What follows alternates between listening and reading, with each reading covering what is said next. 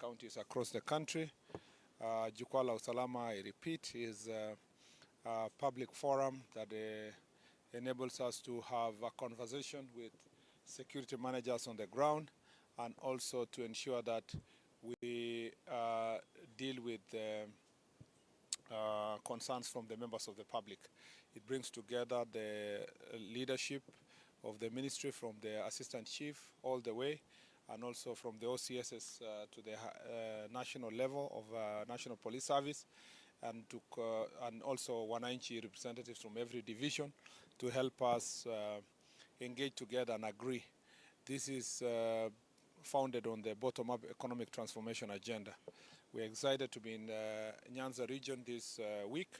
Hopefully then we will complete by Friday.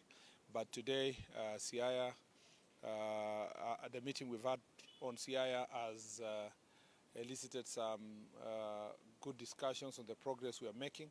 This is generally a peaceful county, a border county. We border our neighbors through the lake, and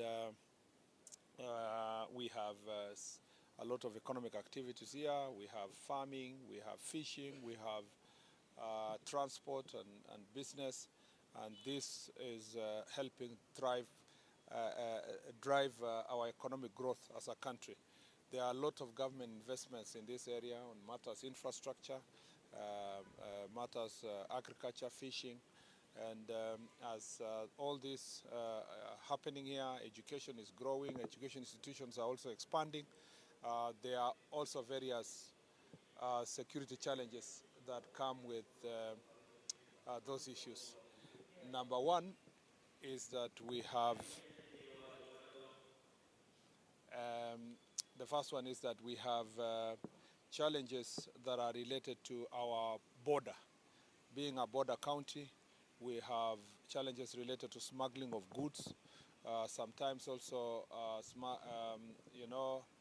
smuggling of contraband goods, trafficking of drugs, and also alcohol, illicit alcohol. This challenge is prevalent through the lake, and we are doing something to deal with this issue. There is a lot of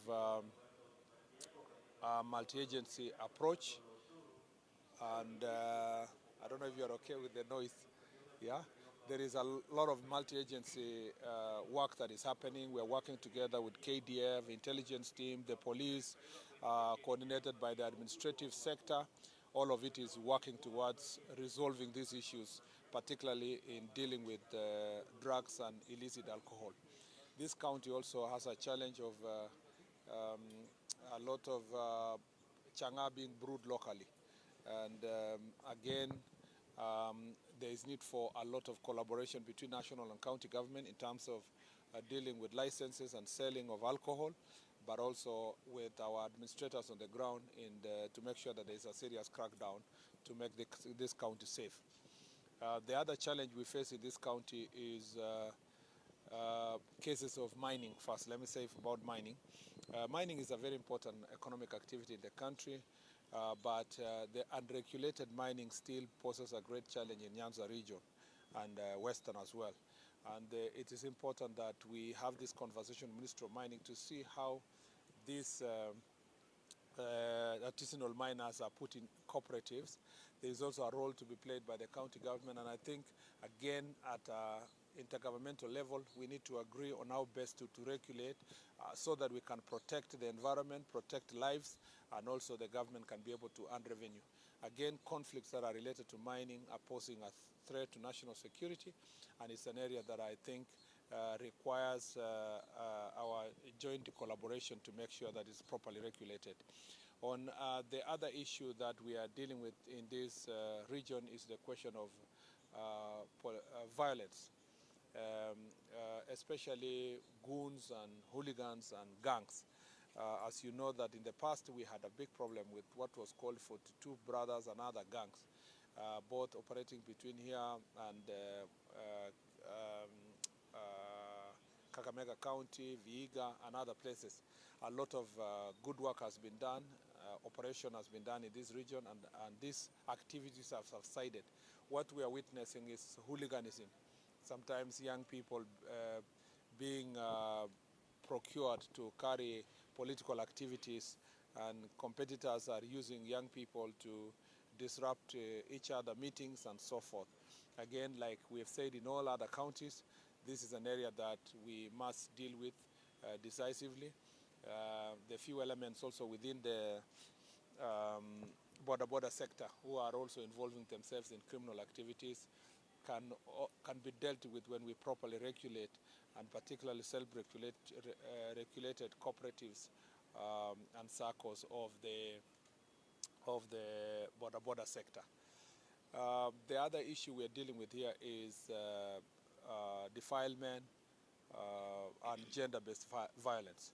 Again, some of the repugnant practices here encourage these heinous crimes. This includes disco matanga, things to do with, social problems between families are leading to high cases of defilement among young people. And again, like I've said in other counties, the practice where you are using alternative dispute resolution instead of dealing with these sexual offenses as crimes, as high crimes, must stop. And Jukwaa Usalama conversation today will emphasize those issues to our chiefs and our OCSs to make sure that enforcement, we strictly enforce the law without really bending it towards alternative, what is called alternative dispute resolution, which doesn't apply in this case in crimes. I think the other issue of stock theft is also being handled, particularly the neighborhood here between Siaya and Kakamega. There has been a lot of stock theft. There is an ongoing operation. It will be extended to all the counties, and it will involve close working relationship between the two regions to make sure that this issue of stock theft is dealt with once and for all. When I went to Busia and Kakamega, we agreed on the strategy on how to deal with it, and we are going to support. There will be a team from the national level which will support the county team to make sure that this issue is dealt with for finality. I think those are some of the key issues in this region. Otherwise, this is generally a peaceful county. Thank you very much. I'll take 3 questions. Yes. Okay, starting with.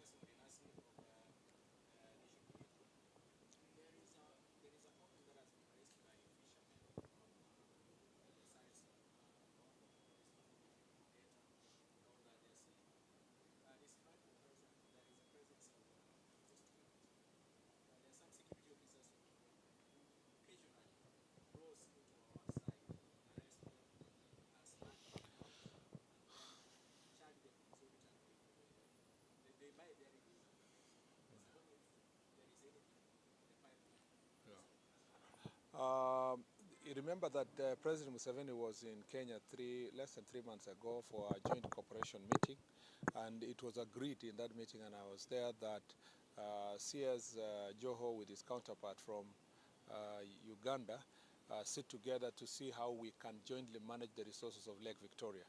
And part of the things that informed, part of the issues that informed that agreement is because of this conflict within the lake, from Migingo all the way to the Busia side. So the Port Victoria up to Migingo and all these other areas. And again, even from our government perspective, we recognize that although we have the presence of Coast Guard, we need to enhance their numbers and to enhance their equipment so that they can have enough boats.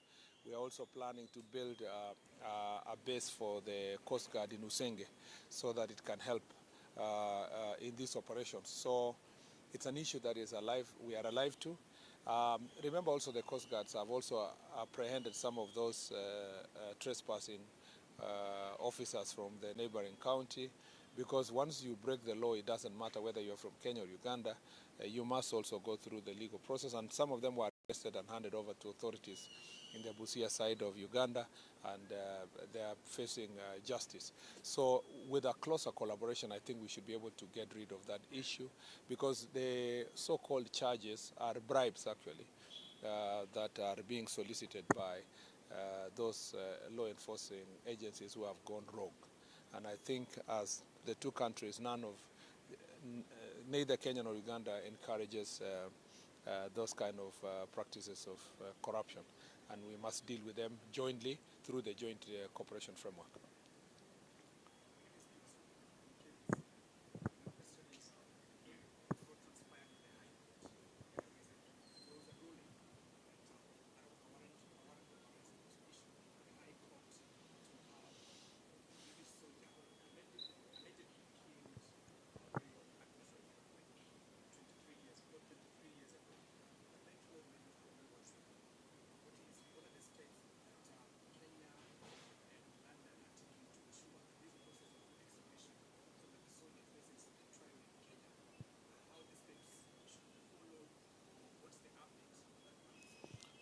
I don't think I am competent enough to deal with that issue here as we speak.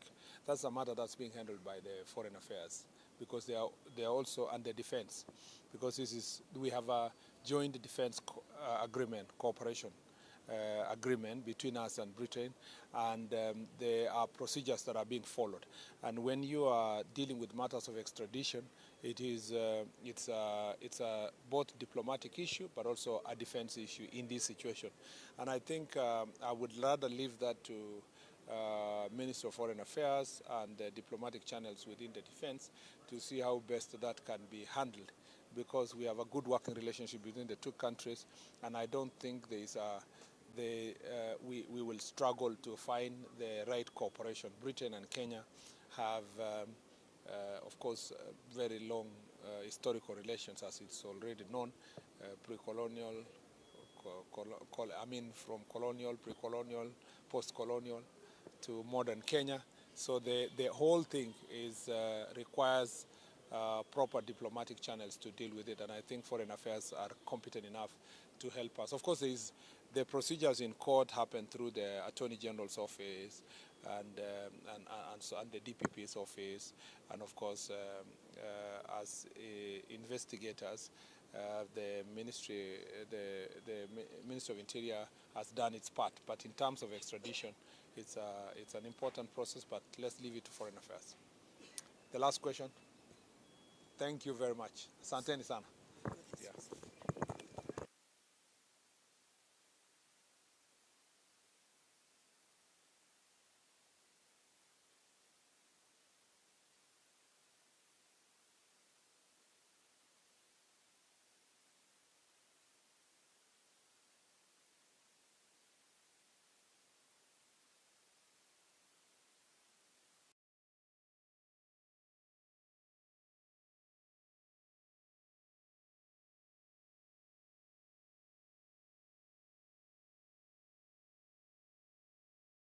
And as we sit at the ministry headquarters, we have been able to receive proposals. Be done.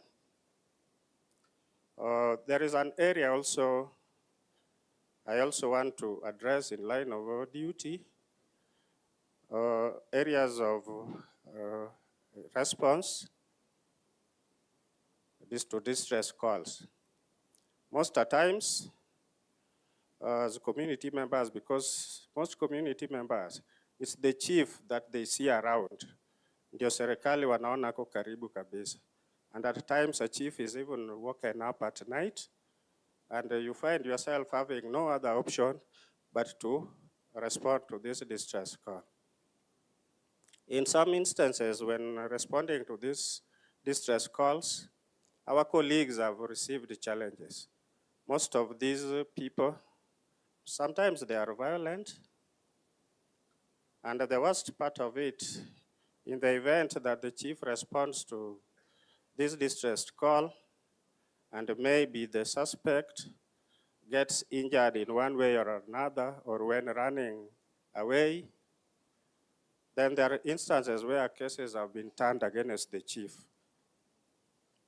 And we appeal to our colleagues in the police force that they should always take, before they take action to achieve thorough investigation and even inquiry, a very good inquiry should be made to see that it is not just a mere allegation, but actually the chief had something that, or an area where he missed.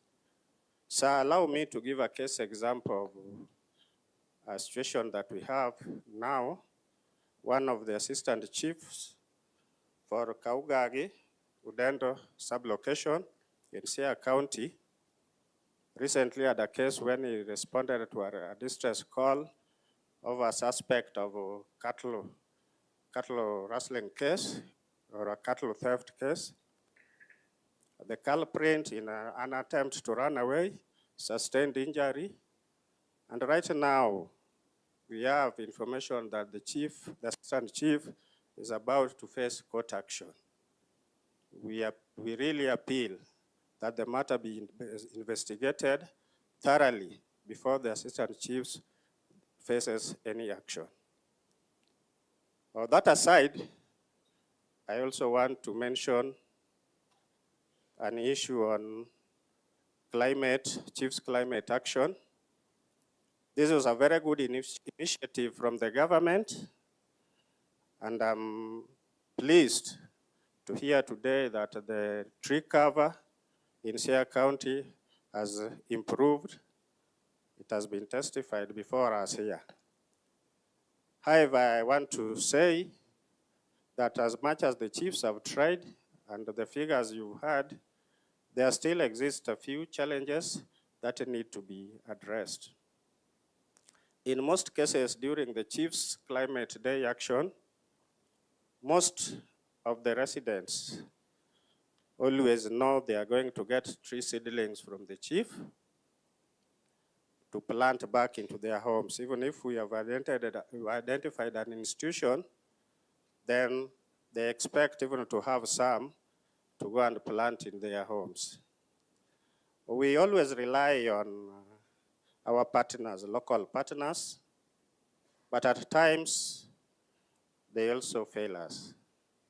So it is just our humble plea that for us to sustain and make these days very effective and meet the expectations of wananchi, the government should chip in to see how we ensure that all these days are very successful, even on occasions when the partners we rely on do not provide us with the seedlings.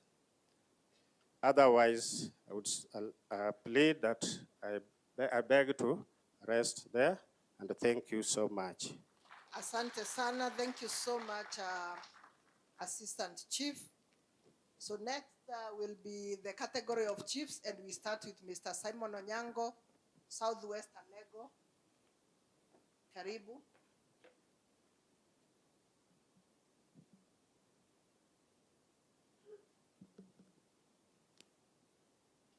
Our CS, Interior and National Coordination, National Administration, Honorable Onesmus, our RC, Madam Nyanza, our County Commissioner, all the DCs present, the ACCs, fellow chiefs, assistant chiefs, and the general public. Good afternoon. Sir, if you allow me, I have 3 issues to bring across. One on affordable housing. We thank His Excellency, Mr. President, and for bringing this project of affordable housing. The project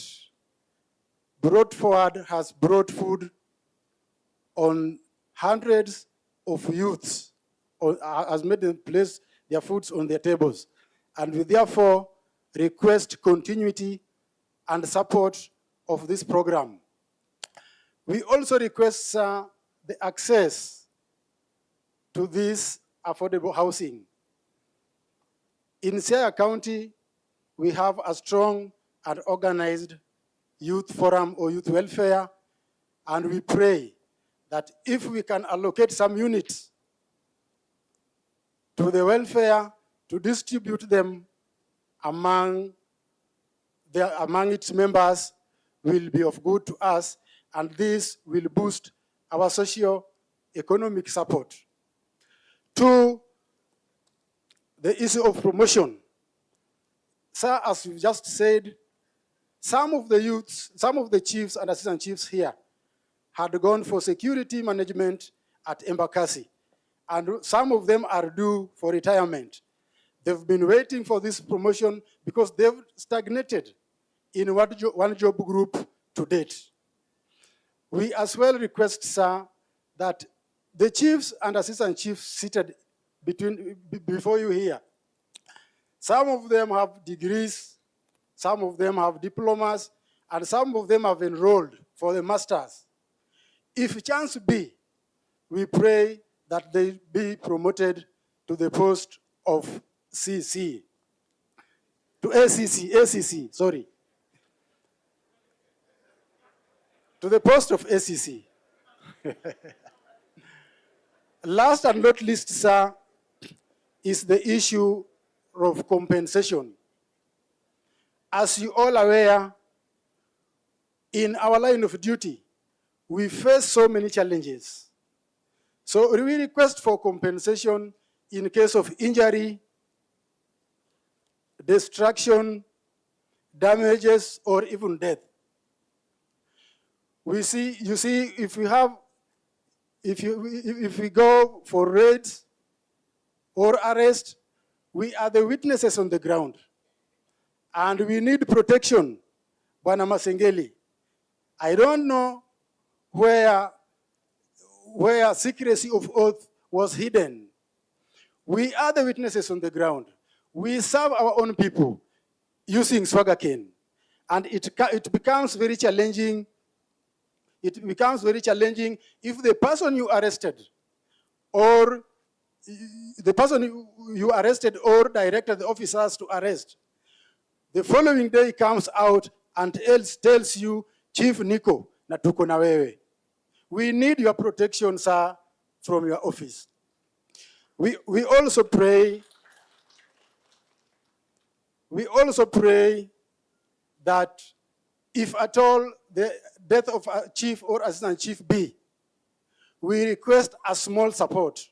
Our officers, our senior officers comes, they read their condolences or their condolence message, then hand it over to the bereaved family. We request, sir, as they hand over the condolence message, hata kabahasa kadogo wapatiane familia. Last and not least, sir, I want to say, last year we lost an assistant chief from Rarieda, Mr. Mbeda Moses, of member sublocation. To date, no suspect has been arrested. We call upon your officer to assist us so that we may walk chest high because we are working as a team and are working together. Thank you, sir, as I rest my case. Thank you. Let's appreciate him. Thank you so much, Mr. Ongoro. Next is Mr. Otieno Omondi, please. Madam. Esnas Otieno. Karibu. Omondi.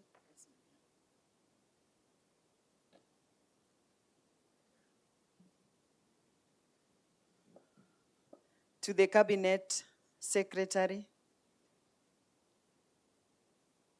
our Governor, all protocols observed. Good afternoon. My name is Esnas Omondi. I'm Chief for West Sakwa location in Bondo Sub-County. Today, I'm honored to address this gathering of stakeholders in the security administration sector. As chiefs, we play a critical role in maintaining law and order and ensuring the well-being of our communities. Sir, first, I'd like to express these issues. I'd like to express our sincere appreciations for the training programs currently undergoing at Embakasi College. These trainings have equipped us with essential skills to effectively serve our communities. So we are grateful for this investment in our capacity building. However, sir, we are humbly requesting for additional trainings on conflict resolutions, mediation, guidance and counseling, and other important courses relevant to our work. These short courses, sir, on these topics would greatly enhance our ability to serve our communities. Secondly, sir, I would like to bring to your attention the delay in salary payment for the newly appointed chiefs. We kindly request for your intervention on this matter, sir, for the colleagues to receive their pay. It actually demoralized them, and they cannot work effectively since some of them have worked for more than 1 year without pay. Sir, kindly, we are requesting your intervention on this matter. And as well, sir, you find an officer after retirement stays for even 3 years without receiving the benefits. Some people even die before receiving their benefits. We are also requesting your intervention on this, sir, for the officers who have worked diligently for our government, for the nation, to receive their pension benefits. Last but not least, sir, on behalf of my colleagues, we are grateful for the AI that is impressed, that we normally receive. Chiefs do get 30,000.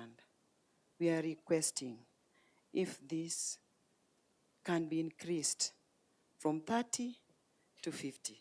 And for the assistant chiefs, from 15,000 to 30. Actually, sir, this will really make us serve our communities well and make sure that the developments in our locations or sub-locations are done perfectly. Sir, I want to take this opportunity to thank you so much for visiting our county of Siaya. We love you and God bless you. Thank you so much. Thank you so much, Madam Otieno. Asante sana. We now move to the category of OCSs. Before the OCSs, is there a burning issue left by the chiefs that assistant chief or a chief want to add? I see a gentleman who has been raising his hand. Hapo tu kaa tu hapo, utasemea hapo. Huyo na ule moja. You stand so that we know two people. There was somebody here. Yeah, the two. Our CS, His Excellency Governor Orengo, our Regional Commissioner, County Commissioner, and all protocols concerned. Sir, my name is Nicholas Mudaho Awor, Assistant Chief Malira Sublocation, Malanga Division, North Game Location in Gemiala Sub-County. Sir, I was very happy to see Mr. Orengo around. My issue touches on national government and county government policies. Straight to my point, sir, I would wish to address illicit brew, which is our commandate, and to this regard, Changa. I'm happy also that Nakada is here. Sir, you would realize that we, as a team here, we've worked tirelessly. And if we give you reports of the crackdowns we've done, people we've taken to court, fines that have been put on them, but you will still agree with me through Nakada that 60% of alcohol being taken in Kenya is still illicit. Our region, Nyanza, is still leading at 69% of illicit, despite all the efforts that we've put in fighting this vice. Why are we not still, the statistics are still showing negative? And sir, I would draw you back to where the prohibition of changa came from. It was categorized as local brew, just like Busa. I'm very happy as we talk today, Busa is being regulated by the county government. Those clubs are there, they are operating. Sir, I would wish that we as a team, in terms of policy making in regards to fighting changa, let's look it broadly. Changa, it's in composition. The illicit thing is only that it is not regulated. But comparing changa and the spirits we have that come from Uganda, the second generation brews, it is more, the second generation brews are more lethal than changa. My point is, sir, we are a team of students at Jaramogi Oginga Odinga University doing policy and development studies. My colleagues are here, 7 of them. We've been trying to come up with a policy document to present to you so that we might see the other way of dealing with changa other than penal way of arraigning them to court. This also, I'm very sure Mutudo had started something of the sort. I'm very sure if we provide resources so that we have distillation being regulated, packaging being regulated, so that we have changa from Siaya that can be sold under cabs.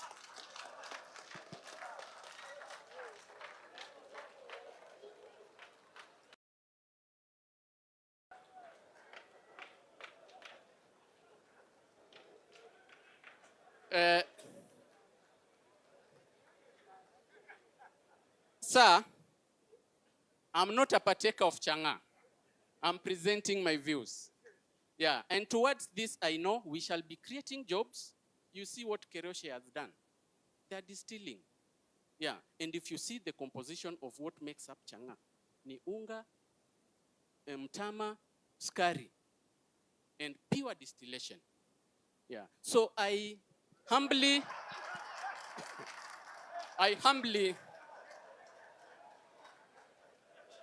yes. So, sir,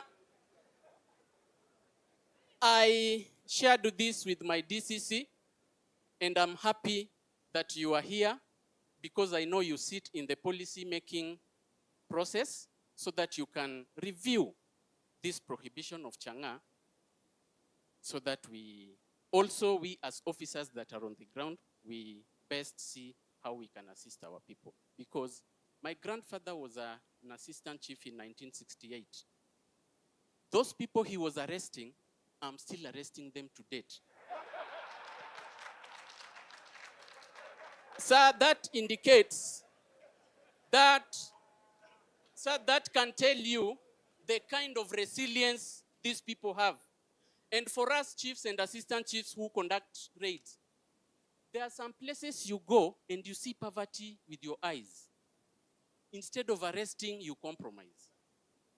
I arrest that one. Secondly, sir, my major other concern in regards to the Ngao fraternity, and especially where the rubber meets the road, assistant chief na chief. Sir, we are regarded as coordinators of government things. But I believe our scheme of service does not support us in security matters. I would wish our HR to address it critically so that if an assistant chief or a chief is not a security officer, it should be in black and white that we should not participate in security matters. And if we are deemed as security officers, then we should be empowered enough to carry out security matters. Thank you, sir.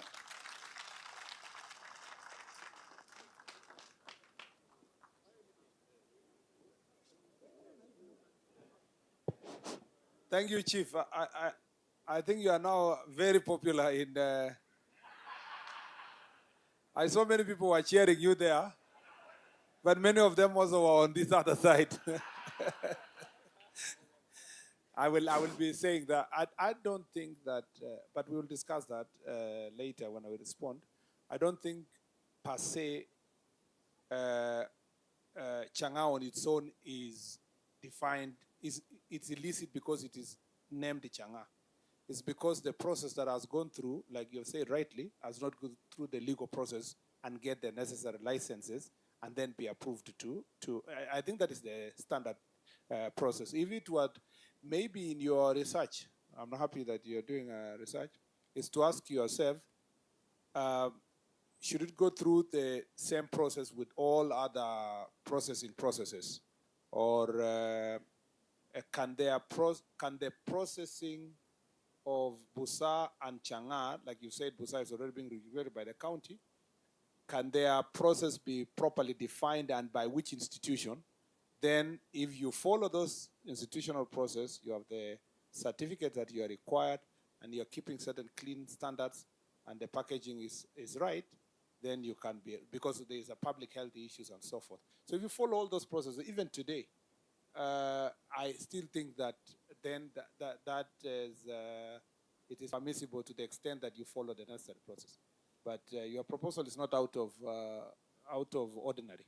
It is actually what is expected even as at now. Chief, and Omorikwa later I will expect you to say something. Where is it? The CEO Nakada. Okay, yeah, Liki, who is a lawyer also, is here. Sir, our CS, I'm Jojo Duropondo, Senior Assistant Chief, Ugunja Sub-Location. My concern is transparency on appointments of chiefs and assistant chiefs.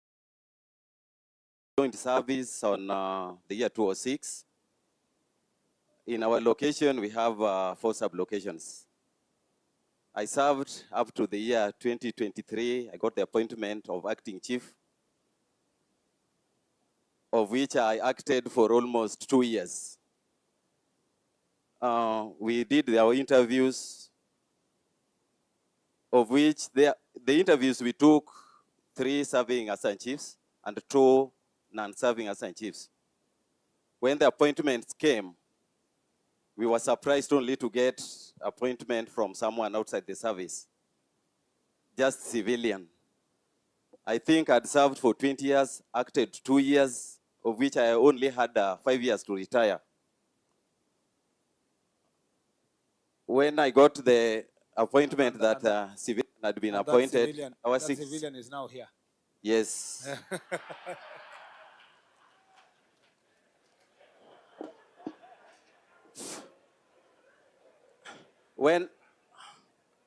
When I tried to pursue the justice I was supposed to be given, since I had known even the interviews when it was taken, I knew I was the best performer.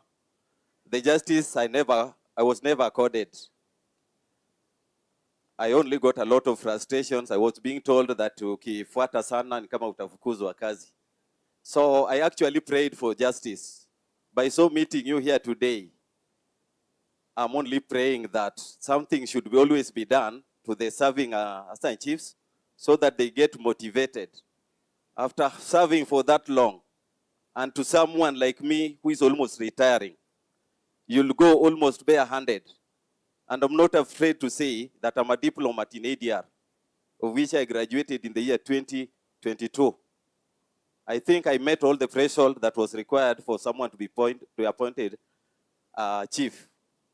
And I also knew that if I got the appointment, I could move maybe some job group ahead that would accord me some better pension after the retirement. To me, I'm happy to meet you and to express my feeling. I'd actually got a lot of frustration in all the offices I went to. Thank you so much, sir. I'm happy to meet you, and I'm so much grateful to meet you for your coming. Thank you. How old are you, Chief? Assistant Chief? By now, I'm 55. Okay, you're still young. Senior Assistant Chief 2. Another opportunity will come. Especially when we operationalize administrative units, another opportunity might come. But the point is, a first priority to be given to assistant chiefs when considering position of chiefs in terms of that's the point we take from there. I did not give you, so how did you stand?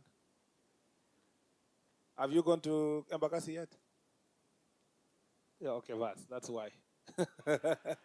No, they just give him on a light note. Just give him. And that's the last one, so that the RC can continue with the OCS. Sir, thank you for the chance. I am Isaiah Ochieng, the area chief for Mageta location. Mageta location sits within Mageta Island, an island that is on record as a colonial detention camp. Sir, Mageta Island is one of the most populated islands in Kenya. And for that matter, we face various challenges. To begin with, we've had long-standing cross-border conflicts whereby residents from Mageta have been undergoing humiliation or torture or indiscriminate arrest by Ugandan authorities. We've been receiving reports as administrators by our residents on the ongoings, but there's nothing actually we can do about it. Sir, on that matter, I request that the government to consider deploying Border Patrol unit. Secondly, we've also had human-wildlife conflicts where hippopotamus and crocodiles have been intensifying their attacks on residents. Sir, on this matter, I request that the government to consider establishing a KWS base within Usigu sub-county and by far to deploy the officers in Mageta Island. Sir, we've had there was a speaker or assistant chief that had spoken before concerning delayed prosecution of some matters or faster reaction to chiefs' actions. Sir, on this matter, I would like to say that we've had unhealthy alliances by some of the police officers within our localities. As much as they should not use the information to weaponize or use it to suppress or thwart the efforts of chiefs or other administrators in performing their duties. The same, they have escalated the same in thwarting cases, critical cases or sensitive cases like defilement and other sexual-related offenses, and even cattle theft. So I request that you consider rotating officers so that such unhealthy alliances not to continue. I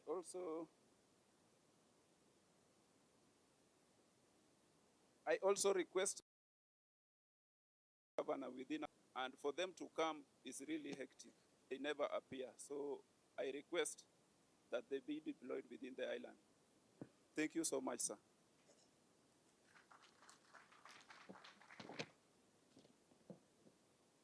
Thank you, sir, for allowing those chiefs to speak out their concerns.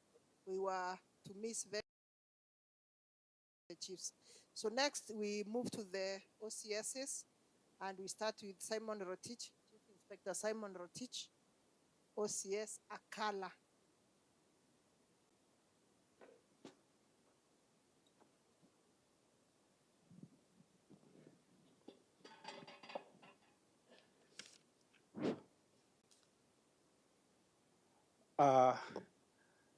Our chief guest, Sir Honorable Onesimus Kipchumba Murkomen, EGH, Cabinet Secretary for Interior and National Coordination, our Governor, His Excellency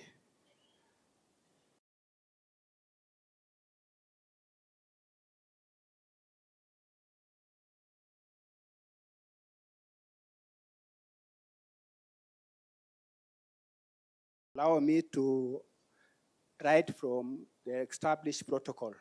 Good afternoon. Good afternoon again. Yes. Sir, allow me, on behalf of the OCSs within Siaya County, to welcome all of you here today. Our task is to deliberate on the multifaceted and multidimensional aspect of human security in Siaya. Sir, the issues and challenges affecting the security sector in this county are synonymous with other counties within a Nyanza region, and I may not want to belabor on them. First and foremost, I want to assure you that the security team in Siaya County are totally committed in the fight against crime. The OCSs, the chiefs, the assistant chiefs, with the help of the village elders, are working tirelessly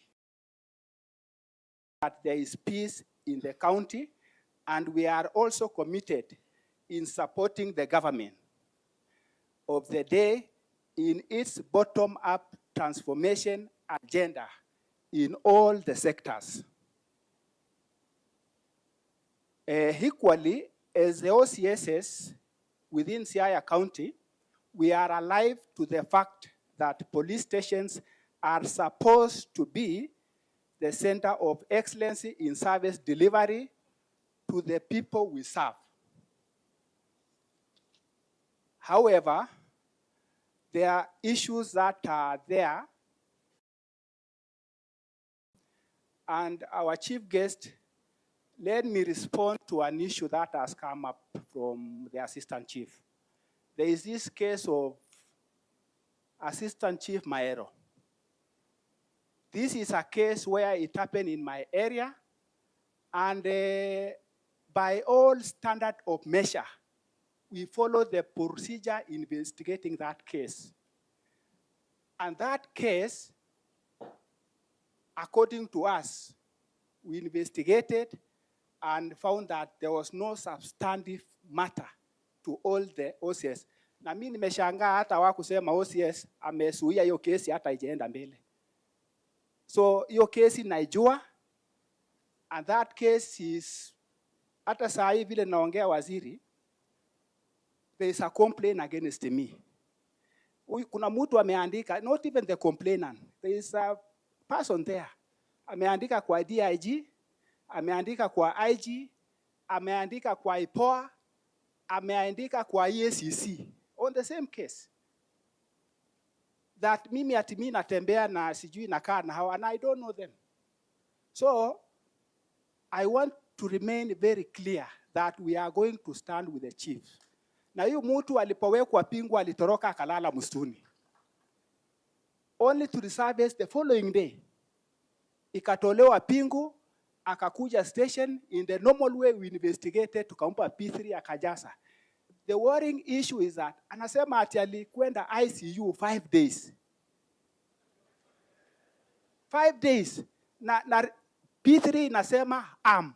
How can you go to an ICU and the P3 says harm?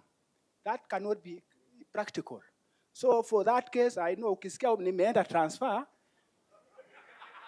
hiyo complaint sasa ndio hiyo ilienda huko. Yes, I'm saying the truth. Iende kwa DIG. In fact, this person is very malicious and address Mr. Langat, Mr. Kanja, and address huyu wa EACC, Abdullahi or something like that, and address hiyo yote. So, mkisikia nimeenda transfer ndio hiyo kesi. Yes. I was saying that, however, there is, as we proceed, there is inadequate, our challenges now, inadequate police vehicles and insufficient fuel. I don't want to mention those. In fact, it has been mentioned several times. And then there is an issue of prisoners who are supposed to be ferried from prison Siaya here. You find that each station in Bondo, we are committing 1 vehicle daily to go to Siaya prisons and ferry prisoners to court.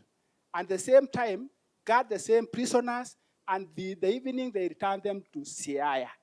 In fact, the vehicle we are using in Land Cruiser, it is not compatible with the standard of ferrying criminals who are very dangerous, like robbers, murderers, robbery with violence. I think we need to allow that prisons do their work. Kulikuwa na gari zile basi ya Mudi ya Wari, sijui kama wako naye. Wacha Mariamu, kuna bus which has been designed to have a compartment of security and compartment of the remandees. So we are requesting that prison to undertake that duty. They go to court, they process, they return them. If that is not working, then let a vehicle be stationed at these courts, let's say Bondo, to ferry those prisoners as we use the motor vehicle at the station. Because like tomorrow, my vehicle will be at Bondo the whole day. Nothing will happen in my station. So those are the things we are trying to pass on. There is this challenge of border borders. We are also requesting, kama tunaweza pata motorbike, wakiingia vichochoro, tunaingia na wao. Saa hii akiingia vichochoro na Land Cruiser, unafunga brake, unashuka, unaangalia, akienda. So you are left wondering, sasa hii ni nini sasa? So kama tungekuwa na motorbike, tunalala na mpaka mwisho ajue si tuko. So hatuwezi kuachilia namna hiyo, and this is an area that it is causing us trouble. The other day somebody was shot Nairobi hapo. Na kama kungekuwa na motorbike angenasa haraka. So another area is a general election preparedness. I think we are in an era time, and we need these officers to be prepared adequately so that we don't run into 2007, where we did our best, but our best did not favor us. We were in the receiving end. So we require that these trainings, ikuje tu mapema. Tuangalie, tujipange, wakati wa election, tuko imara, na tushikilie hapo. And of course, adequate supply of riot control equipments.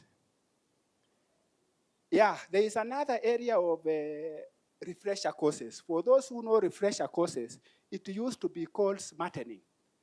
Officer akiwa station ameanza kuregea namna hiyo course ikiingia, kuta mtu wako karibu na Kitale huko, saa hii analima shamba. Anavuna mahindi, anabeba, anaako PTC.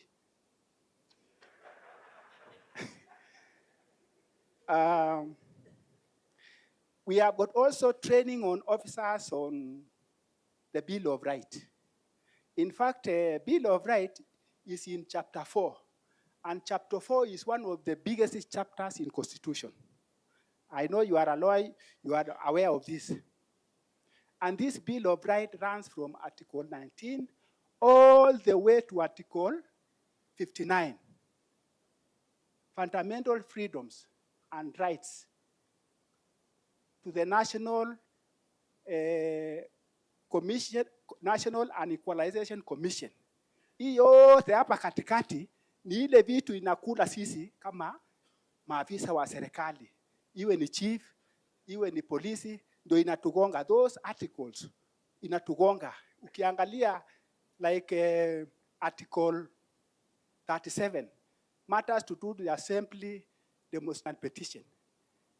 How to handle these people, we need to be trained more often than not. Article 34. Article 25, rights that may not be limited. We need to know this thing. Right to privacy, Article 31, right of the media. Somebody talked of media in, I think it is Kisii, that the media is all over us. Of course, they will be all over us when you are doing the wrong thing. And for the news to be news is when you do the wrong thing. When you do the right thing, there is no news for those people. I'm telling you. Today, a dog bites you. It is not news. but try to attempt to bite a dog. Tomorrow you will be in a headline. I'm telling you the truth. So we need to be taught about these things. Yes. So that freedom of the media is very important. As well as chapter 6, leadership of integrity. I know time is running, but will allow me some minute. A lack of necessary equipment and stationaries and supply of stationaries and equipment. We also request for internet. We do not have. We are sure that CCTV will be coming soon. And then there is another issue of control room. Control room to be brought to county level so that in the county level we have control room similar. It cannot be that one of IC3. That is integrated command center in Nairobi. At least where coordination of activities shall. So that one will be assist us. Another issue as time goes is a problem communication between the criminal justice system and the advice from the ODPP to the members of the public. We have been having a problem. Mtu akishikwa, ukipeleka kwa ODPP, anasema release na cash bail ama free bond. Ukija station, naambia wapi cash bail, anasema ana. Unaompa free bond. Huyo mtu anaenda akiendaga. And we've tried to get the miscellaneous. Wanasema it is not applicable for lesser offenses. Si kidogo kidogo kama chang'aa namna hii, ama bangi. We release persons with bangi, simply because we do not have report from the government chemist. As I rush, there is what is called police driving permit. We request that police OCSs wapewe driving license.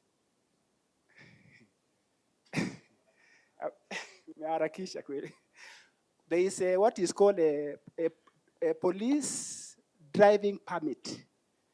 Nowadays, drivers hawajaandikwa wengi na wale wako saa zingine tuko na moja. Tukipewa nafasi OCS, those who are competent, wapewe license, dini permit. So that wakati iko na issue unatoka, unaangalia watu kule kwa uwanja. Unaangalia wanaendelea namna gani. So that the issues we think can be done. And for wale wako competent, sasa kama una license, usianze kusema hata we upewe. So that one cannot happen. There is a very important issue here. Introduce competition for the best police station in Kenya.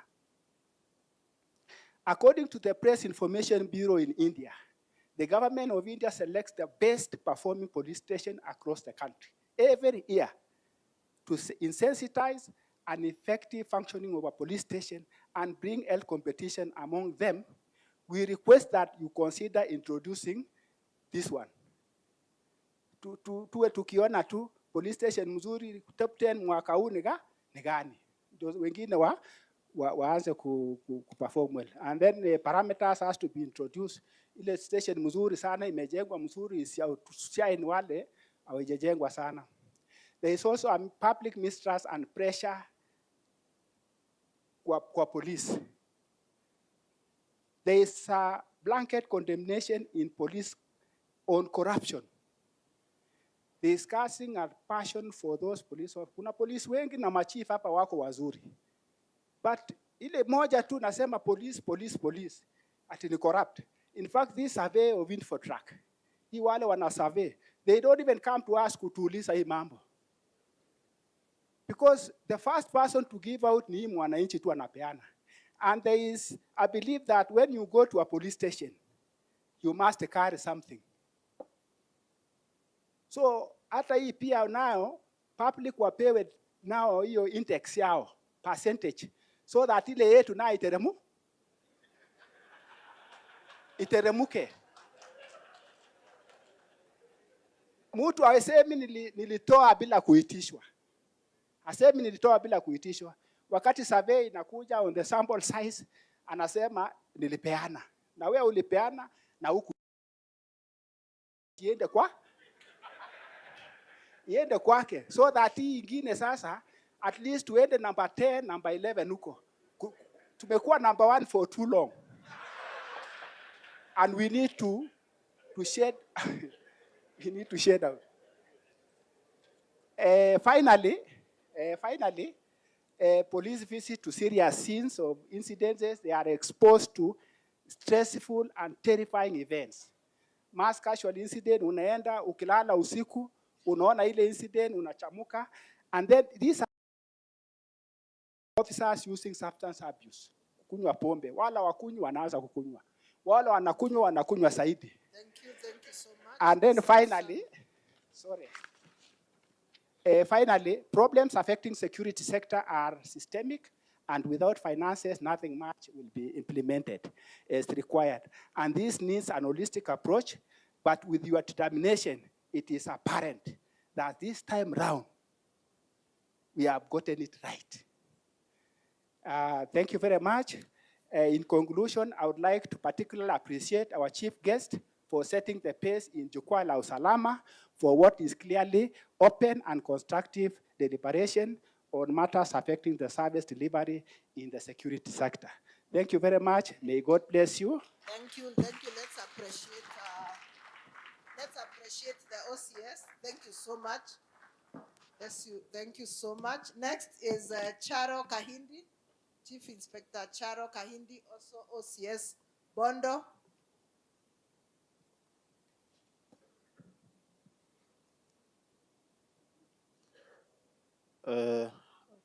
Our CSR, Governor Siaya County, Regional Police Regional Police Commissioner, Nyanza Region, Regional Police Commander, all protocols observed. Good afternoon. Good afternoon once again. My name is Kahindi Charo. Kahindi Charo is the OCS Bondo Police Station. And I would like to add to what my colleague has just spoken. And I'll try to be very brief. Our CSR, there are a number of items that we have identified. And this is an extension to what has just been mentioned. I believe the police or the National Police Service was meant to work as a jigsaw set of an arrangement.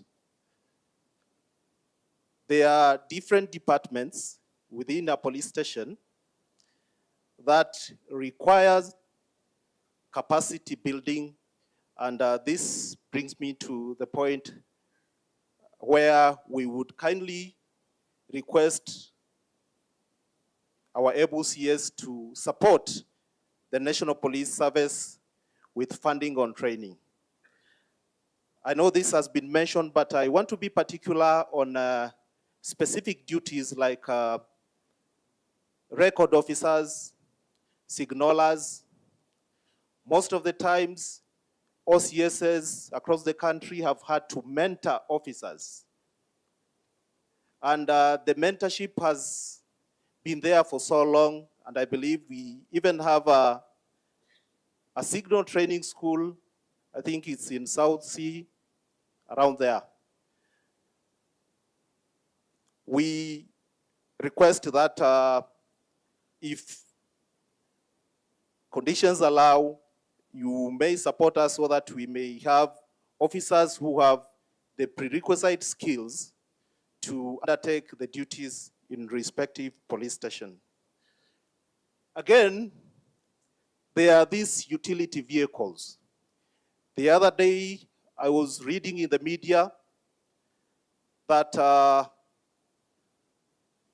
not even in the media, there was a police communication that set out the rates that towed vehicles are supposed to pay. The vehicles that are normally towed from some particular places to the station.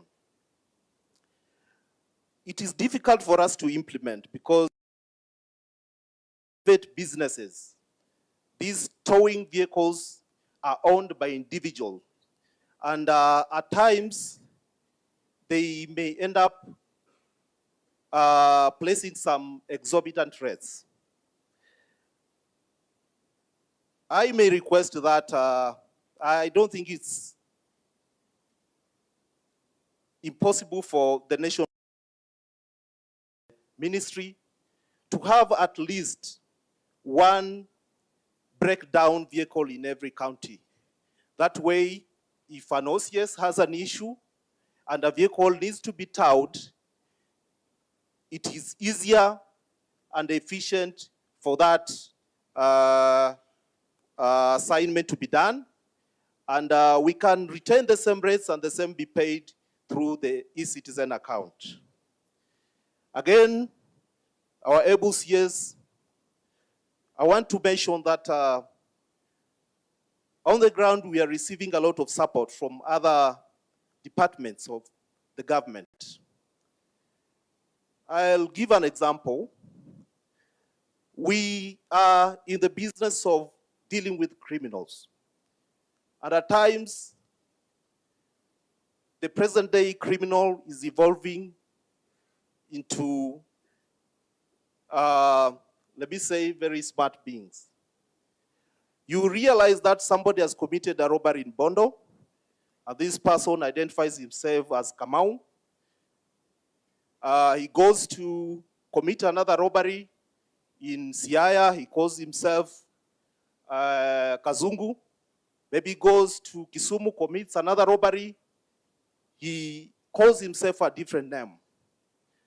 At times, this can be a challenge when we are trying to profile, and I want to mention that we are very grateful for the people from the civil registration, because most of the times we've wanted to clarify details, they have given us that support. But maybe that was unofficial. I may wish that you continue to encourage them to continue to work with us. The security committees within their respective area, so that we are able to profile people appropriately. Again,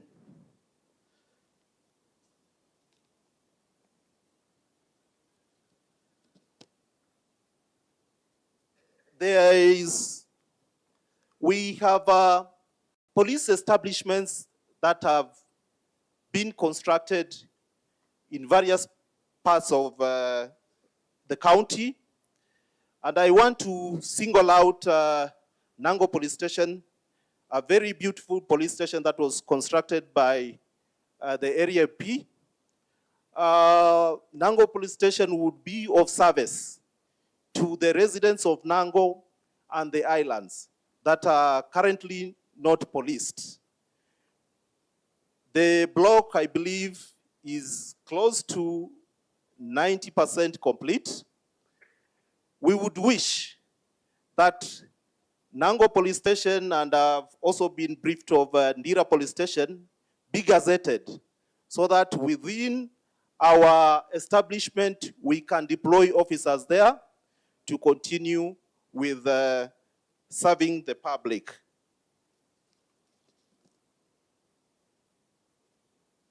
Officers have also requested me to mention about range practices. I think this might have been mentioned in some other sittings. Lack of enough office space, I think this has also been mentioned. There are also those officers who have been promoted on merit. I am making two requests on that.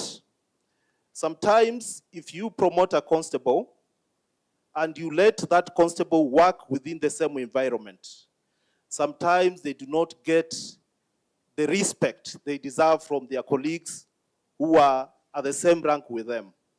So I may request that once an officer has been promoted on merit, first, let this officer be moved to another station or another region.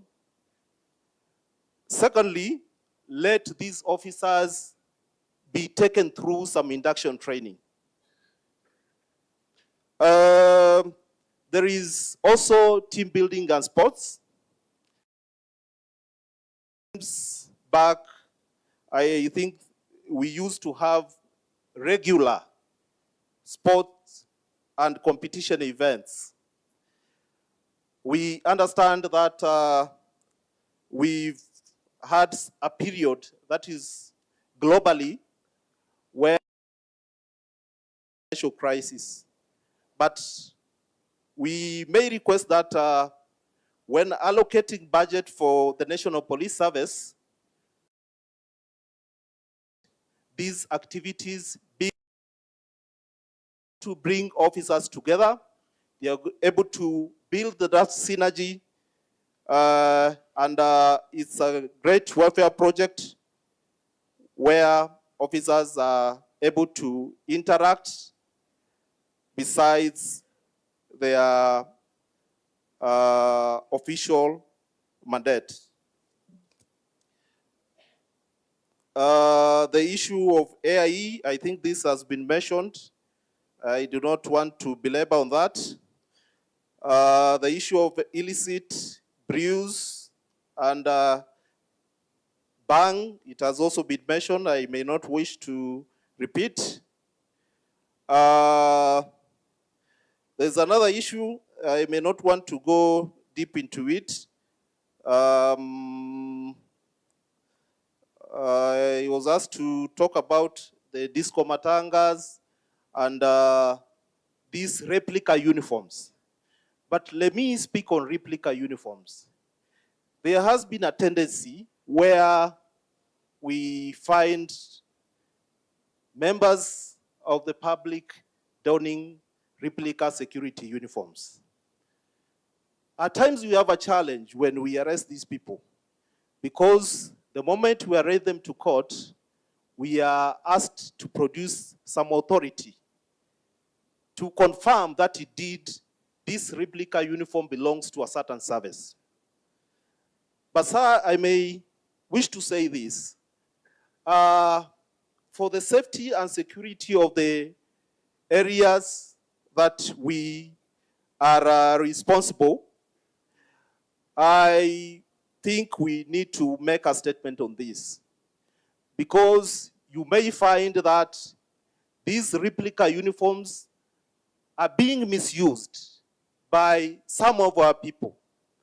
They may go to the Chang'an dens to collect some tokens, and the message down there, they are saying, we saw police officers in uniform collecting tokens at a particular place. The worst of it, sometimes these people waylay members of the public along the road. Somebody is told by someone who is donning a replica police uniform, a replica KDF uniform, a replica forest uniform. A member of the public may not be able to differentiate between whether this is the right uniform for security officers or not. So I think we may need a statement to make a statement on that. The other one is hardship allowances. I may not want to talk much on that. That was a request from officers from Siaya. And then there's a personal request that has been passed to me. And I may not wish to let the officer down. There's an officer who has requested if he could be moved to another county. He's an inspector, and he served in Siaya, I think, for 7 years. I don't know whether he's here with us. Ruben? Siaya? So at least I'll pass to that message. Thank you so much, sir, and welcome back again. God bless you. Thank you so much, Mr. Kahindi. Pigieni makofi tafadhali. So with your permission, sir, we move now to the category of ACCs, and we start with Mr. Vincent Keno from Rarieda. Next will be Anne Ojuado.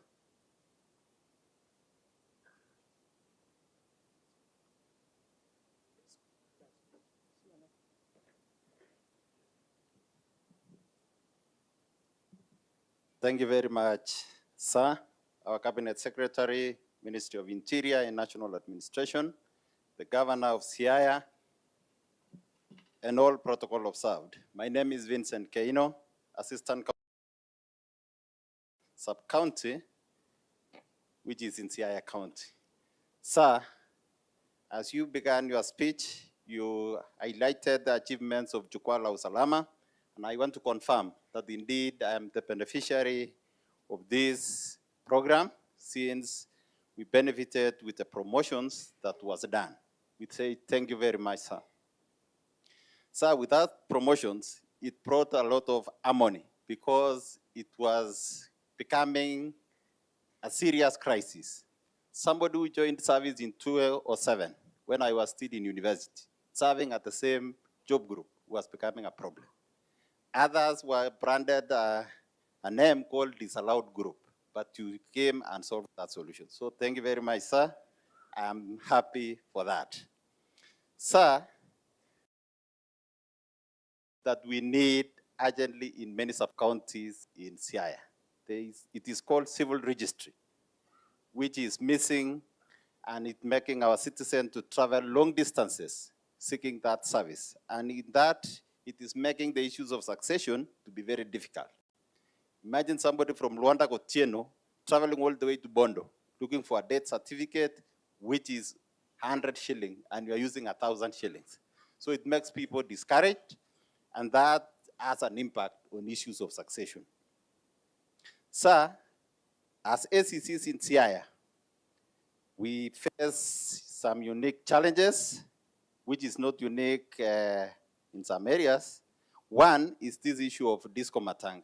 Let it transform it from a policy into a legal provision so that it can be implemented. Because as we have said, Siaya is made of professionals. They can interpret any law. So they tell you, as ACC, I am a law-abiding, violating any law. I am violating, and then I'll stop disco matanga. So with little knowledge we have in law, tunaanza kutapatapa. So assist us to ensure that it is anchored in law so that we can quote that particular provision in law, sir. Sir, the issue of mobility is a big challenge. ACCs normally face that crisis since the OCCSs were crying about fuel. For us, we don't even have that vehicle to cry for fuel. So, sir, sema tu neno moja na ACCs wapate kagari. So, sir, another issue we are facing, we know the issue of BMUs is that it is squarely in the county government, but we request some input from security people when they are being elected to avoid this issue of infiltration by criminals. You know, when you go to the lake, so if nobody regulates them, they may turn out to be a very dangerous gang in the lake. So, sir, again, Siaya, especially some sub-counties like Rarieda, Usigu, and Ugenya, it's always dry, and we buy water here in Siaya. So, kama kuna macho ya hardship allowance, please, if possible, consider us for those. So with those few remarks, I commit on behalf of my colleagues that we are ready to serve the people of Siaya and the people of Kenya without any favor or fear. Thank you very much, sir. Thank you. Let's clap for him. Asante sana. Next is Madam Anne. To the Cabinet Secretary, Ministry of Interior and National Administration, Bwana CS, the Governor of Siaya County, and all leaders. Josiaya, habari zenu? Urionade? Poduntie? Bado wako? I thought they had left. So, sir, my name is Anne Ojwando, the Assistant County Commissioner for Ukwala Division in Ugenya Sub-County. I want to talk about a few things. Number one, in Kenya we say, ukiona mwenzako ananyolewa, chako unakitia maji. I'm a detail 2021, and we are due for promotion to job group L. So kindly consider that. We're also asking for extraneous allowances for ACCs going down to the assistant chiefs, because hapa kila mtu sleep mfululizo kwa sababu we have to analyze the area and report, ndio upate report pale kama kuna incident ama the area is calm. And then there is immeasurability and ambiguity of targets leading to lack of rewards for best performing officers or something like that. Like it is done in the private sectors, give us something to motivate us. Let us have a way of measuring our targets so that we can be able to be rewarded accordingly. Then there are people we work with in our offices, like secretaries, the support staff. Those people, the entry level is very low. And once somebody has taken a loan, they remain with nothing to take home. So kindly, maybe their entry level can be considered so that even after taking that loan, they can remain with something to take home. And then our office structures and furniture are in very bad shape. After the DCC's office going upward, where you send the visitors book, where these other officers sit, they sit there, hata unaweza ogopa utashikwa na kunguni. So kindly consider that. Then the office equipment, our machines, looks like all of them in this region. The machines there could roll and roll and roll before processing an information. Now I'm in Ugenya, we have the same problem. And the other day I was being called to submit an information at the county, being told that whatever we sent on the email cannot be accessed because the machines are not working. Mental wellness, there is for ACCs, there could be cases of underutilization or overutilization, and some, there are cases of sexual harassment. So this could be addressed so that mental wellness is taken care of. And then we have a guidance and counseling department at the HQ. I think these people can be moving to our counties just the way you have done, so that they can have a session with us, because some of our officers are indulging in alcohol and drug use. Then the AIE for the SECs, we also request for a review and regularity.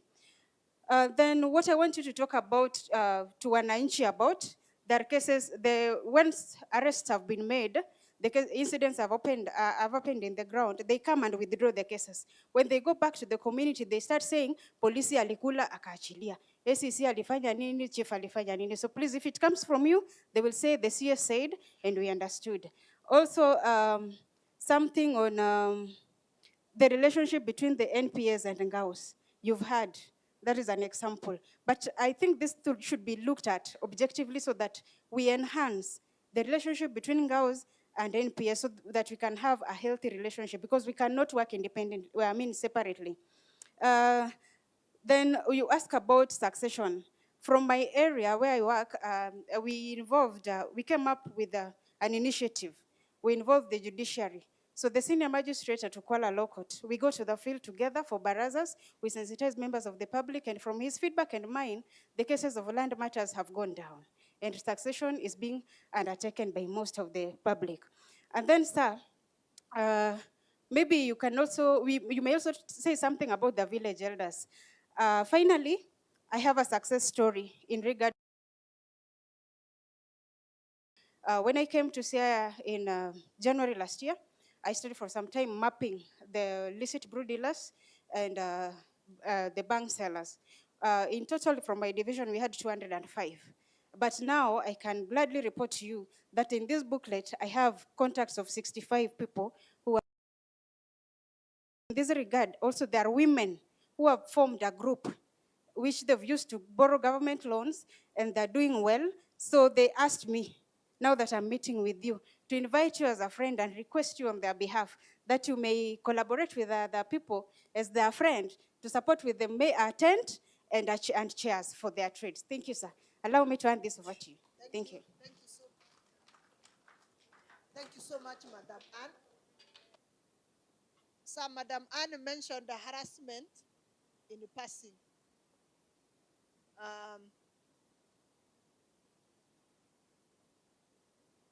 She mentioned harassment in passing, but I know if we allowed all these young lady officers who are the age mates of my children to speak here, they will give very big stories here.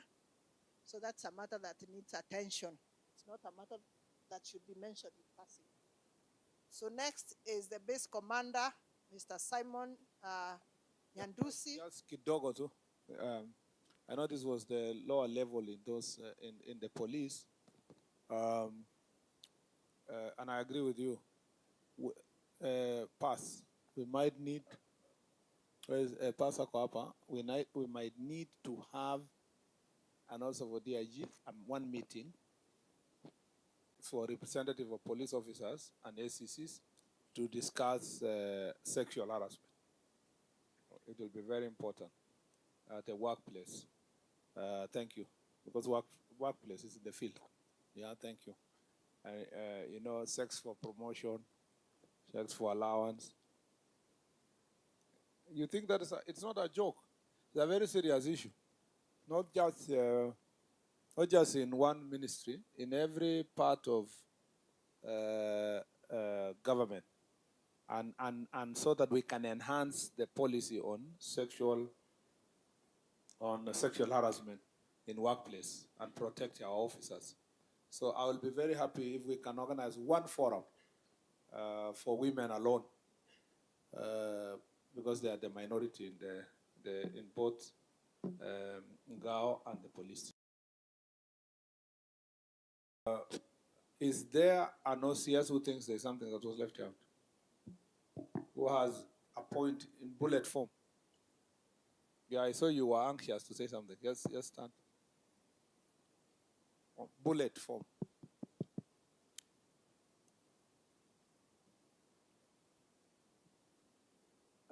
Our CS, Honorable Onesimus Murkomen.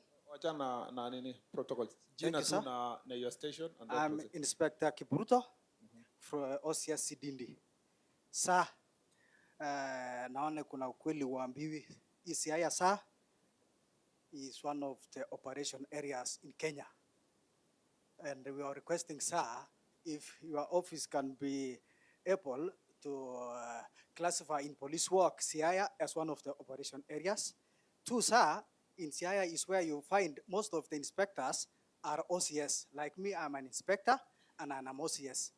Section 34 of the Public Service Commission says that when a person acts for more than 6 months, he should be confirmed in the position you are, sir. So you are requesting, sir, sir. What does that mean? That you should be? Sir, you are requesting. You are still acting? Yes, sir. Okay, I understand. And yes, sir. Okay. The other one is in the case of as we perform our daily duties, we make a lot of calls, sir. We were requesting your office to check on the such airtimes, or there are some times when we are hired, sir. Ya mwisho, mambo ya community policing iko chini sana Siaya, sir. We were requesting if community policing could be revived, it will be better. Thank you so much. There was your colleague at the corner. Is there something I missed out?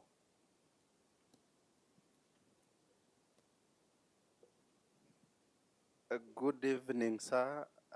My name is Dixon Anyon. I'm the Deputy OCS, Wagai Police Station. I have 3 issues. One, I would like to talk about political interference. And let me point out the bouncers. In fact, you might find MCA has got bouncers on the ground, probably the senator or any other political class. You fear saying the governor? No.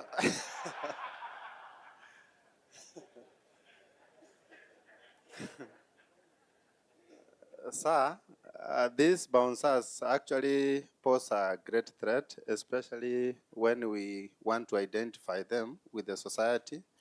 And you find them wearing maybe a T-shirt written security. They are just walking around bouncing, and they are. In fact, some of them, when we arrested them, they hang on the MCA, they hang on the senator, they hang on the MP, the governor. So I really appreciate if we find a way of identifying the bouncers with our political class leaders. Number 2, I want to talk about the issue of our courts. In fact, I have handled about 3 cases. One is a case of a cow, where there were 2 parties who are claiming that a cow has been, they are claiming 1 cow, and they have all gone to the court. So person one was given a cow that it belongs to him. And then person B also went to the same court, and then he was actually handed over the cow. So it was a very big problem. That is why I'm trying to ask the criteria that our courts are using actually to pass judgment. Then you can also find the same court, maybe a land. We also have some land issues in our area here. And you find maybe a woman was married, and this woman does not have either marriage certificate or an affidavit, but the husband has died.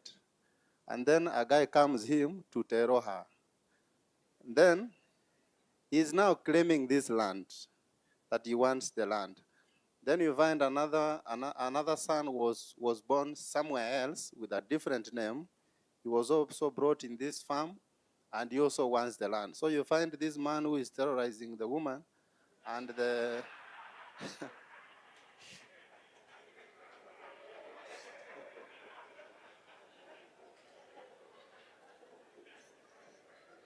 So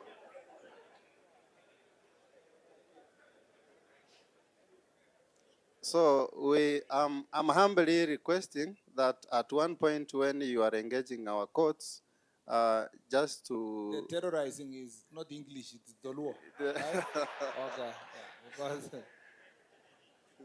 Yeah, to inherit, sir. Okay. The last issue, I'm happy that you have actually talked about our promotion. Sometimes back when I was actually when I went for an interview, in fact, the criteria is 3 years. But unfortunately, I didn't get, and I was 4 years. And now I'm happy that you have said that those with 10 years are actually considered. And I'm also requesting those ones who are in between, they also be considered in your able officer. Thank you so much. Thank you very much. ACC, then ACC wanted to add one. I'm sure chiefs, assistant chiefs, and then the 2 ACCs were very eloquent. I think the ACCs are very few, so that's why they don't want to add anything. Thank you very much. Asante-san. I did that so that the DCC, county commander, sub-county ward, because your operation people have said, don't repeat the things that they have said. Just say you agree. Thank you, sir. So we move to the base commander. Base commander, Bondo, Simon Nyandusi. Chief guest, the chief guest, Honorable Kipchumba Murkomen, and all protocols observed. I'm sorry for that. I salute by saying Amchambo. Sir, allow me to use about 4 minutes to patrol through the traffic operations, 2 minutes within Siaya County. And I will start with that Siaya County has got 3 bases. That is Ugunja traffic base, which is serving 2 sub-counties. That is Ugunja and Ugenya. Then we have got another base, Siaya traffic base, which is serving 2 counties, namely Siaya and again Yala. The last one, sir, is Bondo traffic base, where I'm the base commander, and I'm privileged to serve 4 sub-counties. That is Bondo, Rarieda, Gemuwagai, and Usihu, the last sub-county formed within Siaya County. Sir, allow me straight to go to the challenges, having had the area of coverage, which is covered by the 3 traffic bases. Sir, the subject of mobility, the subject of motor vehicles, which has been raised now and again, I would also like to anger on it that having heard that we serve larger areas, no traffic-based commander has got a motor vehicle to allow him or her perform the traffic operations. So, on that note, I request that at your ample time, you consider the traffic-based commanders to be issued with motor vehicles. To cite an example, sir, on the dire need of the motor vehicle or on the request, in a few months' time, I received a distress call of a fatal traffic accident which occurred within Rarieda sub-county, within Sakwa area at midnight. And the accident was fatal. I received a phone call, and I proceeded to the station to look for the station motor vehicle, which we normally use. I found that the vehicle had gone to visit the scene of robbery with violence. It took me time till the caller called me again and said, Bwana Base Commander, kwani ulikuwa unakucha kwa mguu ama hiyo gari yako inakucha na reverse? So it was quite an embarrassment. I had to call that caller the following day and told him that we have got a challenge in terms of mobility, and he had to agree after a long explanation. Sir, the next challenge we are having is stationary and office equipment.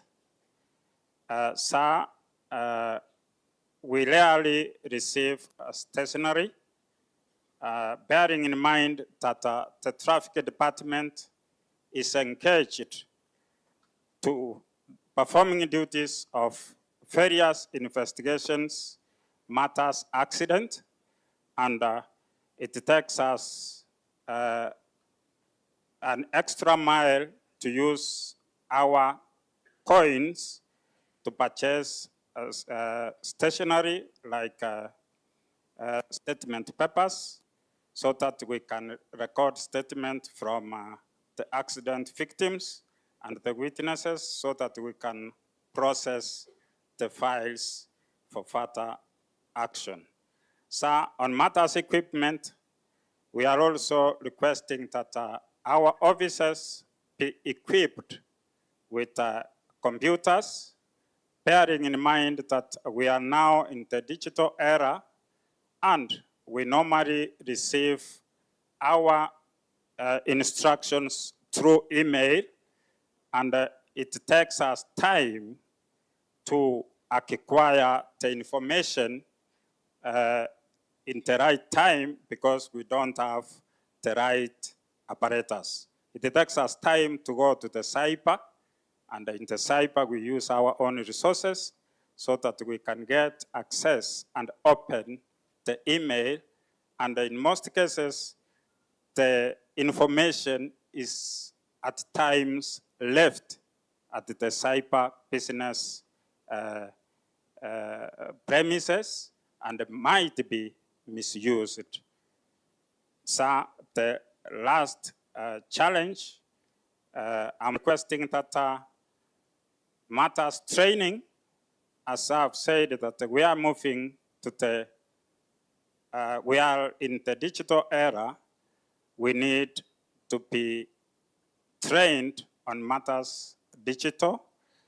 Now that we are moving to digital P, which recently I saw that it has moved to the station level, and our officers have not been oriented on matters digital OP.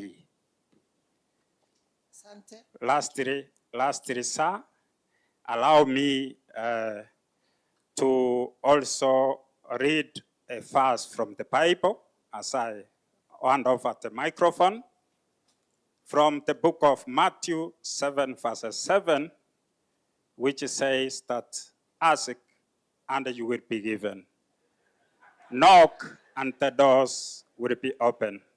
So, riding on that spiritual protocol, it's my humble request with the total humility that I request that the two base commanders, that is Base Commander Wuncha and the Base Commander Bondo, who are serving as the base commanders with the rank of an inspector of police, sir, at your own humility, you consider promoting us to the level of a chief inspector so that we be in line with our counterpart, the Siaya base commander, and continue serving the good people of Siaya. Thank you. Thank you, Asante sir. sana. Thank you so much. Our next speaker will be Mr. Christopher Nyaindi, Administration Police Commander, Siaya Sub-County. Thank you, sir. Our Chief Guest, sir, CS for Interior and National Administration, our DIG, the Governor, and all protocol observed. Chiefs and my fellow colleagues, good afternoon. So, a quick one. Number one, I will want to talk about transition to retirement because I see myself heading towards that direction. So I will request that there should be a seamless transition of guys leaving the police or chiefs to a retirement so that they get their gratuity as early as possible to avoid frustration. And this can be done if the services are cascaded to the lower areas. The next one is about insurance and health cover. So most of our officers are having problems when they go to hospitals that they are told that the medical cover that they have, especially the outpatients, are just limited to a certain amount that they cannot get services that is more than, for example, more than 2,500 in a day. If the service exceeds the amount which is capitated to be 2,500, maybe you cannot get the service. So I request you that you check on that, sir. Thirdly, sir, there's a colleague who has talked of lovers of our politicians. I hope they are our guests, and I would want to request kindly, sir, that we are the law enforcers, and the security agencies needs a collaborative effort to succeed. We will request them that their lovers, they sometimes advise their lovers to know the limit. Because, for example, even when you are here, there was a lot of commotion behind here. And this commotion is because they are not told where their limit should be. And us as the law enforcers, we need to reach certain limit and tell them that now from here you cannot move. So finally, I will want to thank you and kindly consider us when we are here. Siaya is a vast area, and they are contraband goods because it borders Uganda. And the people have talked of, we've talked of mobility. The mobility, the patrols are not enough because the issue of fuel and this adverse area. So with a few remarks, I say thank you if you consider that. Thank you. Thank you so much. So we move to prisons.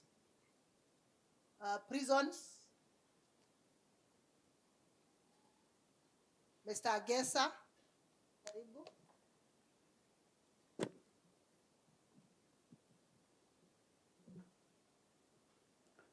Thank you, sir. My name is Philemon Agesa, Mwale, Inspector, and I have this honor to be before you. The Honorable Secretary, the Cabinet Secretary, the Governor, Siaya County, all the protocols observed. I will be brief while giving out this statement so that we move with time. It is a great honor to have you in Siaya today. As the Kenya Prison Service, I extend our sincere appreciation for your visit. Sir, I want to affirm our duty and responsibility to ensure Siaya GK Prison is a rehabilitative and transformative institution. We recognize the ministry's dedication to justice and rehabilitation. Your presence here is a testament that we are committed to improving conditions for both inmates and staff within the Kenya Prison Service.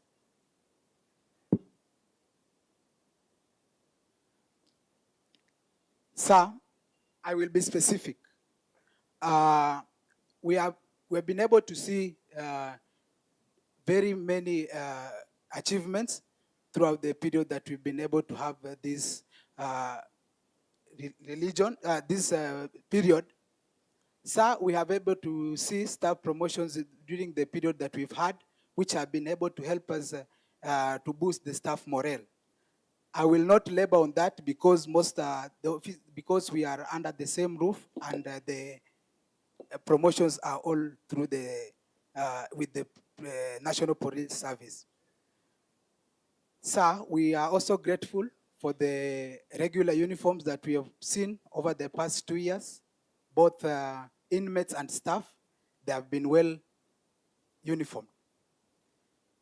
We commend a better working environment that we have seen throughout this period through the promotion of mental health among officers and inmates. We have professionals who have been promoting mental health to both inmates and prison staff, and we are really grateful. Sir, there has been a deployment of many professionals, both in the health and agricultural sector, as we try to improve the prison enterprises. That is highly recommended. However, sir, we have several challenges, being that we are the only prison within Siaya County. We are faced with many challenges. We receive inmates from all the 5 sub-counties. Siaya County, as vast as it is, we receive prisoners from all those places. We have 5 courts that we receive inmates from. We receive inmates of all categories. All categories of inmates, we contain them at Siaya Prison facility. However, there is congestion that has really affected many of the prisoners in the institution. Remember that it is the only institution, so we are highly congested. We have only few blocks, and we could request humbly for additional blocks so that we can be able to cure this problem of congestion, because there is strain on resources. Sanitation keeping becomes a problem in the institution. Sir, infrastructure is also a very big challenge in our prison. The number of blocks we have are less, but also we don't have a perimeter wall. We have different categories, as I earlier stated, of prisoners. Yes, so the prison requires a perimeter wall to help us so that security can be enhanced. Thank you, sir. Also, we humbly request for housing, improved housing in the institution. We also pledge for transport vehicles. Sir, given that we are transporting inmates throughout the county and the number of courts, the vehicle that we have does not make it possible. Those are most of the key challenges that we are facing, and we believe that with your continuous support, we will be able to achieve security in the prison. Thank you, sir. Thank you so much. Let's appreciate him. So next will be a representative of the DCI officers. Karibu.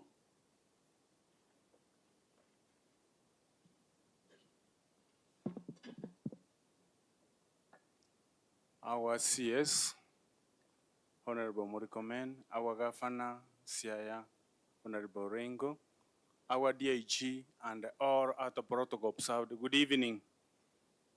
I'm Ruben Onchoka, the Sub-County Criminal Investigating Officer, Bondo Sub-County, representing the DCI, and I have a narrative. Then I'll talk about security matters. Siaya County consists of 80 sub-counties, namely Rarienda. Yeah, yes, okay. Let's go to the security matters. The following are areas of concern. Artisanal mining, some large portions of land in Game, Rarienda, Bondo, and Siaya sub-counties are under artisanal mining. In some of those areas, there are deep tunnels excavated, whereby sometimes when there is rain, they are prone to collapse. Whenever they collapse, there are injuries and at times death occur. There is a need for the members of the public to be educated, or the mining ministry to hold meetings so that they can do civic education to the members of the public how to do their work. Terrorism, number 2, terrorism. There is a sleeper terrorist cell within Hawinga sub-location within Southwest Alego. In November 2023, okay, you have it? Okay, sawa. Gender-based violence. The county has its share of gender-based cases. Early this year, within Game Yara, there was a crime pattern where 4 women were murdered and in the same style. Investigations were done, and the suspect, identified as Charles Onyango, Araya Square, was apprehended, and the members of the public rescued him and subjected him into mob justice. Okay, let me go because you are hurrying me. Let me go now to the challenges. What I was trying to avoid is yes. for you to go to one case, one case, one case. Okay, let me go to the cut across issues. Yeah. Let me go to the challenges. In the DCI, in Siaya, we have very few officers. We need additional officers to assist to offload the workload we have. That's number 1. Number 2, the cooperation with the county government. We have a problem, and it is good that our honorable governor is there. The county government of Siaya does not treat the suspect in a custody for free. Even murder suspects have to pay 750 shillings for mental examination, which is mandatory before plea taking. Police have got difficult time with the suspects who fall sick while in police custody, victims of mob injustice and murder suspects. So it is our humble request that this matter be looked into, because we don't have an account where we get money to pay for the suspects who fall sick in police custody or the suspects of murder. Number 2, about transport has been spoken. Then let me talk about infrastructure, which has already been spoken about. In stations, we are housed by the OSPDs in stations. We need also infrastructure in that matter. Thank you. Thank you so much. Let's appreciate him. Thank you so much, Mr. Onchonka. So next will be the OCPD, Game Wagai, Mr. Wafula. Mr. Wafula, please.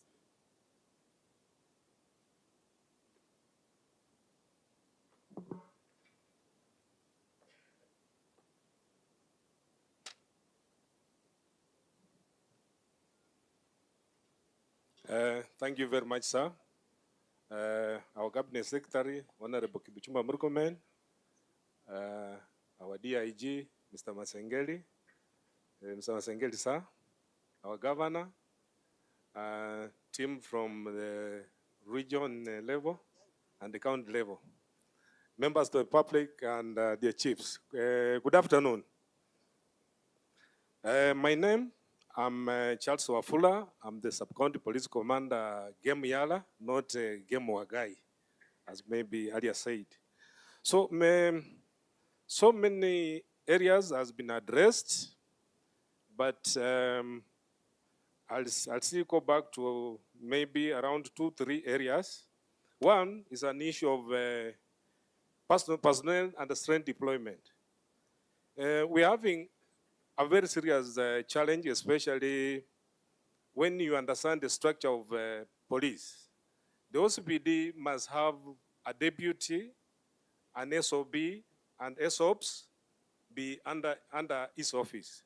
But you realize that out of all these number of officers, the OCPDs, currently we don't have those officers under them. And now it is giving them a challenge, especially when they have proceeded on off or leave, or maybe they have been sent on maybe to go for training. So we need that area to be maybe looked into too, so that we get those officers deployed. Secondly, the issue of mobility was addressed. That one I don't want to repeat about it because of time. Issue of facilitation. Financial facilitation is also an area where I also need, although it has been addressed, I also need also to say something about it. Previously, we used to have confidential allowances for maybe OCPDs and OCS. Actually, this money just disappeared, and up to now, we don't know where it went. And we used to use this fund for the purpose of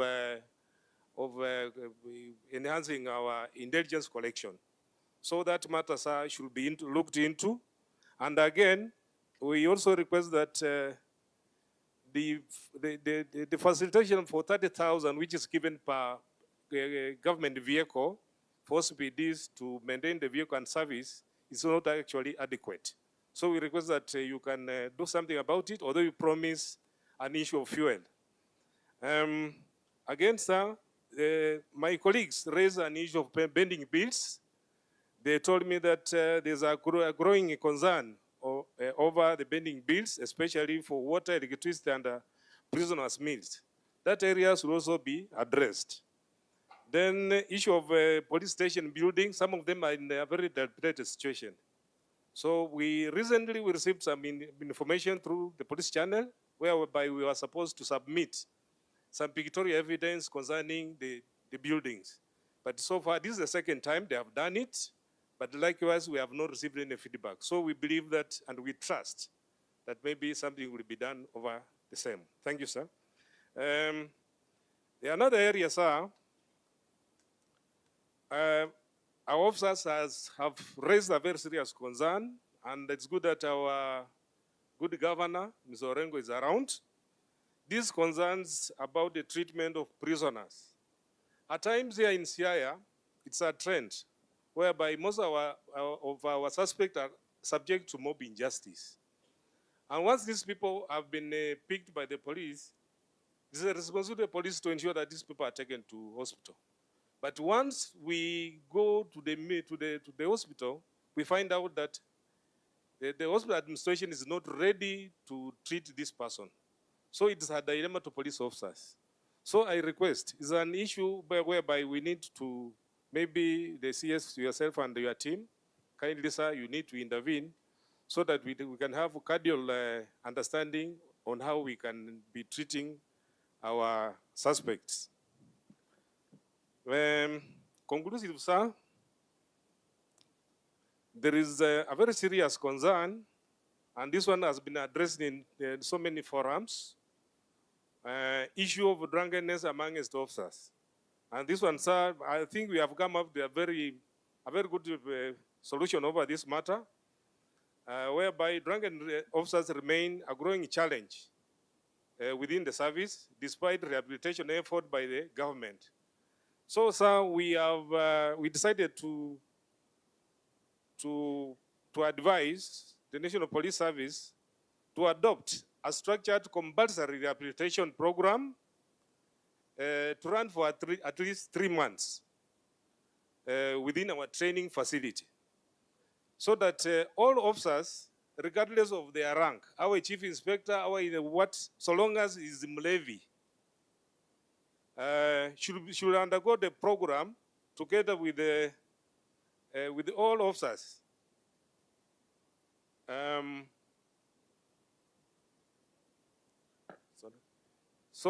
propose that all affected officers, regardless of their rank, should undergo the program together together in a discipline like school setting, and upon successful completion, they should graduate with a certificate and immediately be redeployed to a new environment. They should not be returned to their mother station where they came from, and they must be under close supervision. And also because we have categories, for those people who are maybe faced with the challenge of alcohol, we have the addicts, and likewise we have those people who are just habitual drunkards. So this issue should just be targeting those habitual drunkards, so that once we get these people, we take them to the training, let them be trained vigorously, or in the morning run and other things that are subject to them. Then from there, immediately these people, wapelekwe Kibish, wapelekwe somewhere whereby we have some areas, because we have been there, hakuna pombe. People can be taken there, and within time, we can just get these people to be rehabilitated accordingly. So with that, sir, I wish to conclude and say thank you very much and welcome again, sir. Thank you so much. Let's appreciate Mr. Wafula, please. So now we have the last speaker in this category, who is the DCC Ugunja. But as he comes, sir, the administration police have a memorandum that they would like to present to you.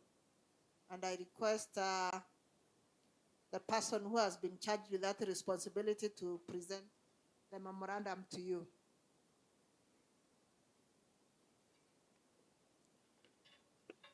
And if you are one of the people who will be in the next category of speakers, I kindly request you to come forward. David Odede, Sylvester Onyango, Rosemary Omude, Patricia Apoli, Musa Ogera, John Owino, and Mark Okoth. Please get this side.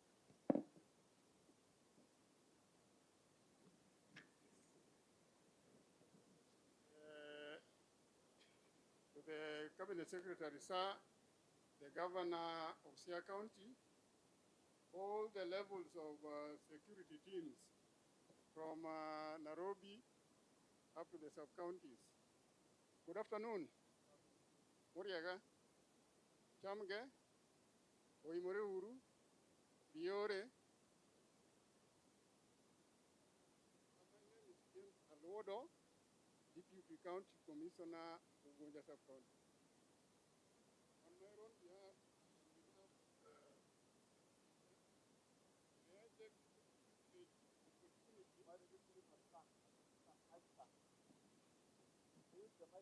It's okay.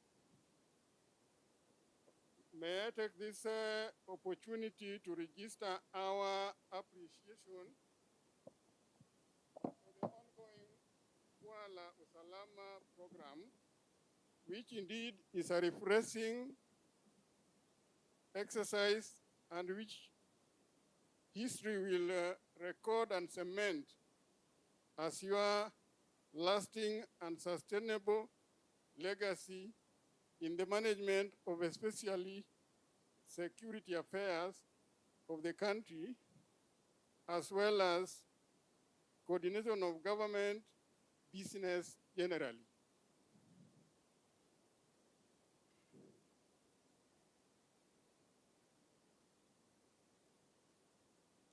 Allow me, sir, to reiterate without a doubt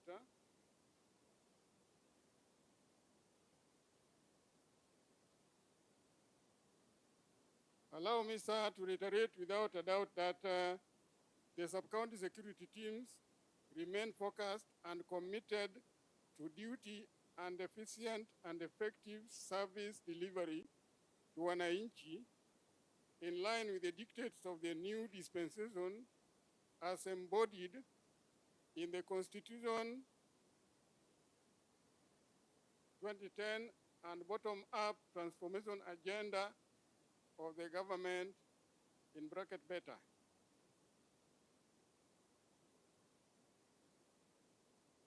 What I'm trying to say in short that the ongoing Jukwaa la Usalama is the new deal which should be sustained and enriched through value addition so that it becomes a policy matter and should be cascaded to the county level where we can quarterly have Jukwaa, county Jukwaa la Usalama on a quarterly basis.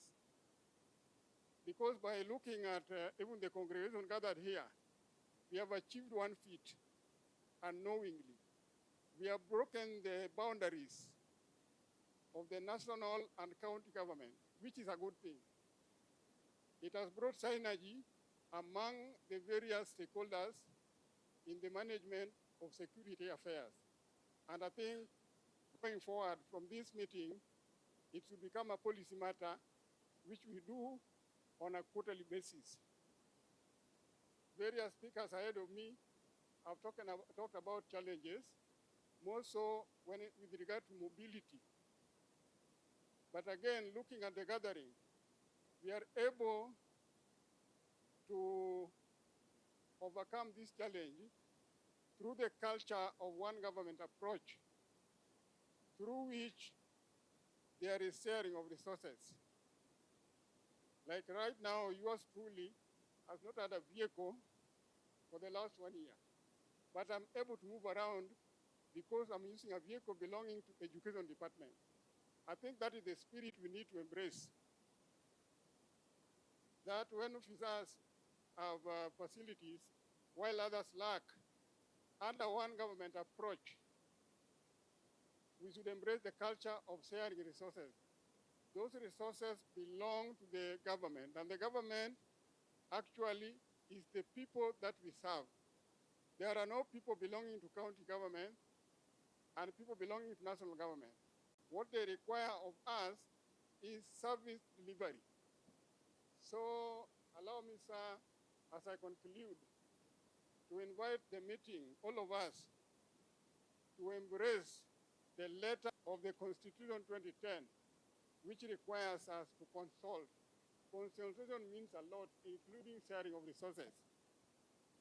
Otherwise, I want to conclude by saying this is a good thing that you have originated, and it will be your legacy permanently, and we are happy about it. With the many remarks, I thank you, and may God bless all of us. May God bless Kenya. Thank you so much, Mr. Luodo. Please let's appreciate him. Thank you so much. So with your permission, sir, we move to the next category of opinion leaders, and we start with the professionals represented by Mr. David Odede.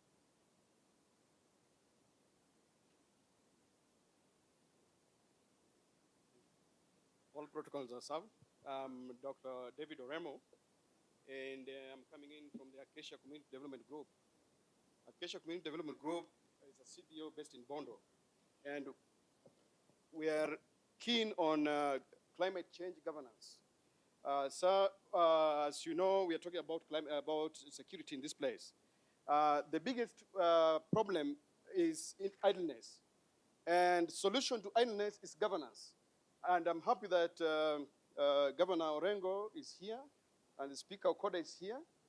This speech is basically about a petition that is lying at the county assembly. It's been lying there for the last 9 months. Basically, we need to access climate change funds, which are already, some of it is already available in Nairobi, but it cannot get down to the grassroots. Why? Because the Climate Change Act for Siaya is not responsive to certain requirements. So we need to do this. Now, the main thing is that we need to transform Siaya from an analog county to a digital county so that it's knowledge-based.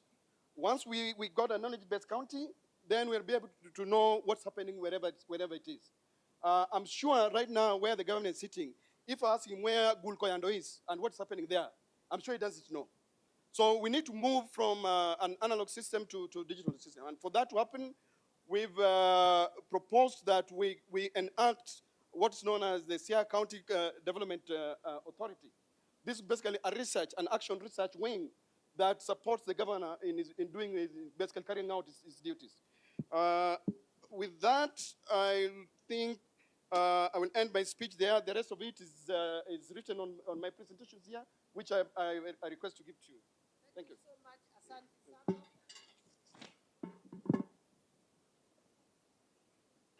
Please let's appreciate him. So our next speaker will be a representative of the business community, Mr. Sylvester Onyango Opunde. Mr. Onyango, please.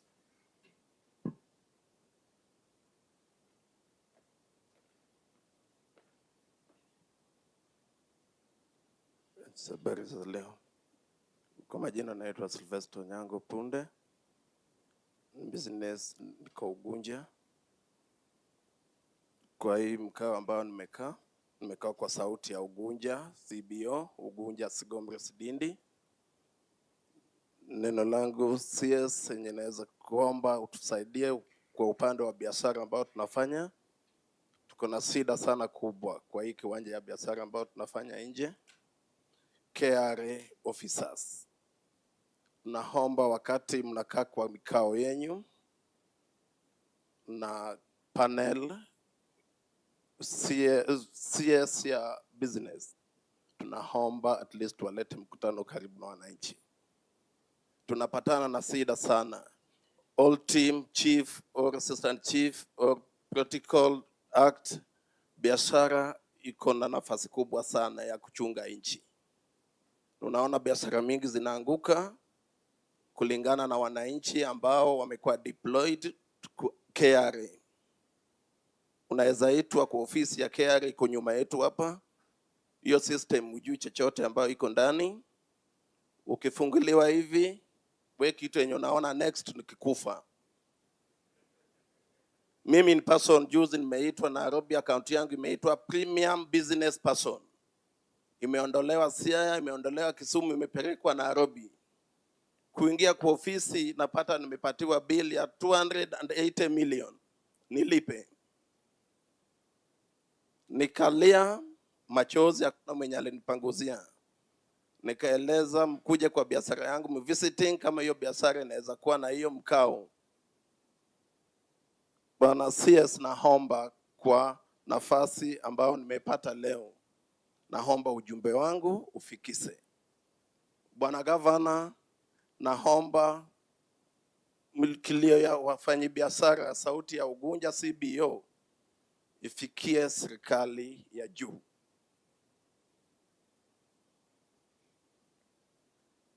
Nikitoka upande wa biashara kidogo, umejua biashara inaenda na inchi, county government in Siaya.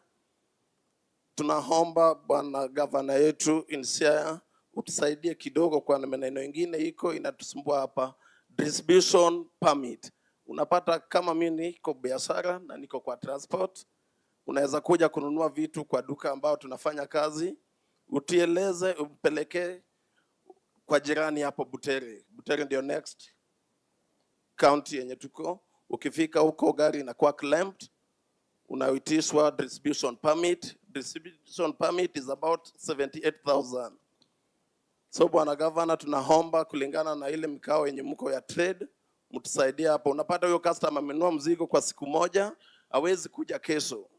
Ukienda clamp umepigwa, gari imeshikiliwa, mzigo imekuwa sorted na ni vitu za kuharibika. Inabidi hiyo naomba tu nichukue 7 columns.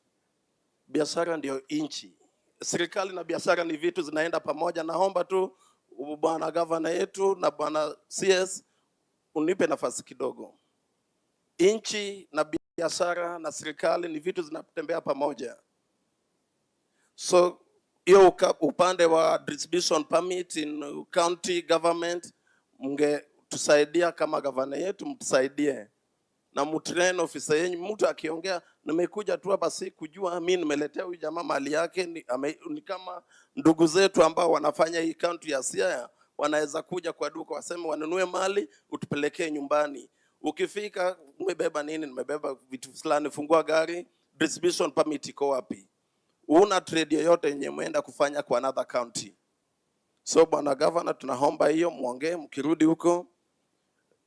Neno langu ya tatu, upande wa security team. Bwana CS, tunaomba utusaidie kwa upande wa security, upande wa DCI office. Kenya in DCI office na wananchi, kuna vitu wananchi wajui. Mimi kama hapa Sylvester Onyango Punde niko na kesi Ugunja OB 52, date ni date 26 mwezi wa 4 2024. I lose my car, nilienda police station nikareport, kesi ikaandikwa OB, ikaenda kwa OCS, ikaenda kwa DCI office. Ikifika kwa DCI office ni barua ambayo imefaa iende kwa Insurance Plaza na DCI office na timu wake wa kufanya kazi yenye lifaa wafanye. Juu ya interest yao ilikuwa against me. Mpaka saizi kesi yangu ukienda kwa insurance wanasema police officer waja proceed. Document ambao tunahitaji in this case. So naomba bwana CS ongea na team of DCI office kwa zile case ambao wanazipata. Wasaidie wananchi. Mimi nikipoteza gari nifike kwa ofisi ya DCI aniambia umeuza gari yako mwenyewe ama imeibiwa. Ni swali ambao ukisikia unakuwa na hasira na gari nimepoteza 15 million. Ni report yake imefaa kama area officer for security aandike report atume kwa insurance, anakataa kuandika kwa personal interest. Naomba ufupisha tafadhali, hatuna muda wa kutosha na tuko na viongozi wengi ambao wangependa kuongea. Asante madam. Nimemalizia tu kama sasa nikikuja kwa upande wa bodaboda in Ugunja town, kuna issue tuko nayo mingi imekuwa. Juzi tumekuwa na death moja in Sega. Bodaboda rider alipata abiria akabeba, alikuwa anapeleka in Bumala, kufika Sega, between Sega airport to Sega town, akagongwa na soka akapoteza maisha. Ni close of my mind. Amepotea hivyo, pikipiki nayo pia imepotea. So tunaomba upande wa security itusaidie kwa vitu kama hizo. Asante sana, thank you so much. Tafadhali kwa heshima naomba. Asante. Asante, mpigieni makofi. So our next speaker will be a representative of the village elders, Madam Rosemary Omude. Karibu. Thank you, Madam. To the CS, Mr. Murkomen, all the protocol observed, and the chiefs and the assistant chiefs, good afternoon. My name is Rosemary Omudo. I want to represent the village elders and the community. We have a challenge in the community down there. The village elders, long ago, not very long, you came with a procedure that they are going to be paid. This gave a morale to them and they have been waiting for it. I just request that you implement so that at least we get the community get easier time on reporting to them, and then it goes protocol like that up to where it ends. There is a challenge in the community that people are far from the police stations, people are far from the government offices. So for that, if these administrative units can be implemented very soon, it will help the community. There are community members who never knows even how to talk to the police officer. The language is a barrier. They don't know how the police officer can be approached. So they are afraid of reporting their cases, whenever they are affected. Even if there is defilement in Alala, haikui reported. There is a special case I have here, not a case as such. There is a police station which was proposed some time back, I don't know, 2014, in our area in the West Ugenya. Remember, we are bordering the western, just near Uganda, you can go with a bicycle. So this Nyaharwa police station was supposed to be built long time ago, and the parcel is there with the IG's name in the title deed. The land is lying there fallow. This can help the community report when they are affected anytime. They are walking so far, maybe 10 kilometers, using border with a lot of money. So kindly, if possible, these police stations should be recognized. It's lying idle. The land is lying idle. Road network also is a problem. The community girls problem, especially during rainy season. So they bring reports to the village elders. The village elders also cannot go far. Most of the crimes takes place at night, sana, during rainy seasons. So they know very well the police cannot reach them and anybody else cannot reach them. Even the assistant chief is afraid cannot go because he fears or she fears for their life. They communicate, but the vehicle cannot reach. So the road network also should be looked upon. Thank you so much for coming closer to us, and we are happy. Thank you. Asante sana, mpigieni makofi tafadhali. So our next speaker will be a representative of women leaders. Anaitwa Patricia Apoli, karibu sana.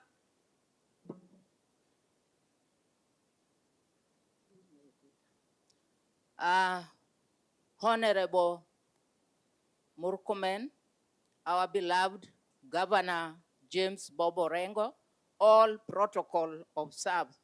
Bwana Yesu asifiwe. Hallelujah. Maneno yangu ya kwanza, Bwana CS, maneno ya wamama. Unakuta ya kwamba mama bwana yako akikufa, ama widow by profession. Unapatikana ya kwamba uwezi kuongea kwa property ya bwana yako na bwana alikutafuta kwenu akaleta kwao. Bwana CS, weka mkazo widow akwe na sauti kwa mali ya bwana yake, hasa ni lands issue. Ya pili, mambo ya based violence, gender based violence. Hatutaki. Unapata ya kwamba bwana yako akisa kufa unaletewa bwana ile ingine hujajua yeye tangu, na wanataka wakuchukue. Hiyo ni gender based violence. Hatutaki.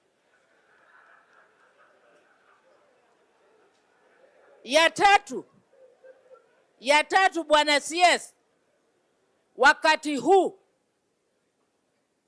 watoto wetu wanaenda kufanya mtihani ili ukimaliza wakati wako ya CS ya interior tupate Murkomen ingine ama James Orengo ingine. Mambo ya disco matanga, mimi kama mama nimekataa katakata. Wacha watoto wafanye mtihani bila kelele kwa area. Na hiyo nimejua Bobo Renga alimaliza na komanda ya Siaya. Ya mwisho, police na ngao, asante kwa kufanya kazi in partnership. Kwa sababu siku hizi, lakini mujaribu, sijasema mnafanya 100%. Siku hizi wa mama wale wakitoka kwa soko, lakini ninyi wa bwana pia. Kwa nini mnafanya raping? Hamuna mabibi yenu, CS. Hiyo maneno angalia, hatutaki defilement. Akifika huko mambo anakuwa kombo. Lakini mwingine alisema ya kwamba mwenye kutoa nyamaza na usitoe. Weka kwa hiyo roho yako na upeleke mbele. Mwisho na mimi naenda. Ukienda kwa police station, sometimes you get there's no stationaries ile ya kuandika. Lete hiyo yote hapo na Kenya mzima. Bwana CS, ili polisi yetu akwe na all documents uko nayo, na president yetu ni mtu ebu alete system hii ya computer nini kila kitu. Wamama wazee tukienda mara moja, kazi yaendelee. Tunachapa kazi na president anachapa kazi, tunampigia tick. Mambo ya protection kwa wa mama, hatutaki ukienda kwa chief ama polisi ama nani, let us work as a team, and we need harmony in this county. We need harmony and we want to work as a team. We are the women, we are the mothers.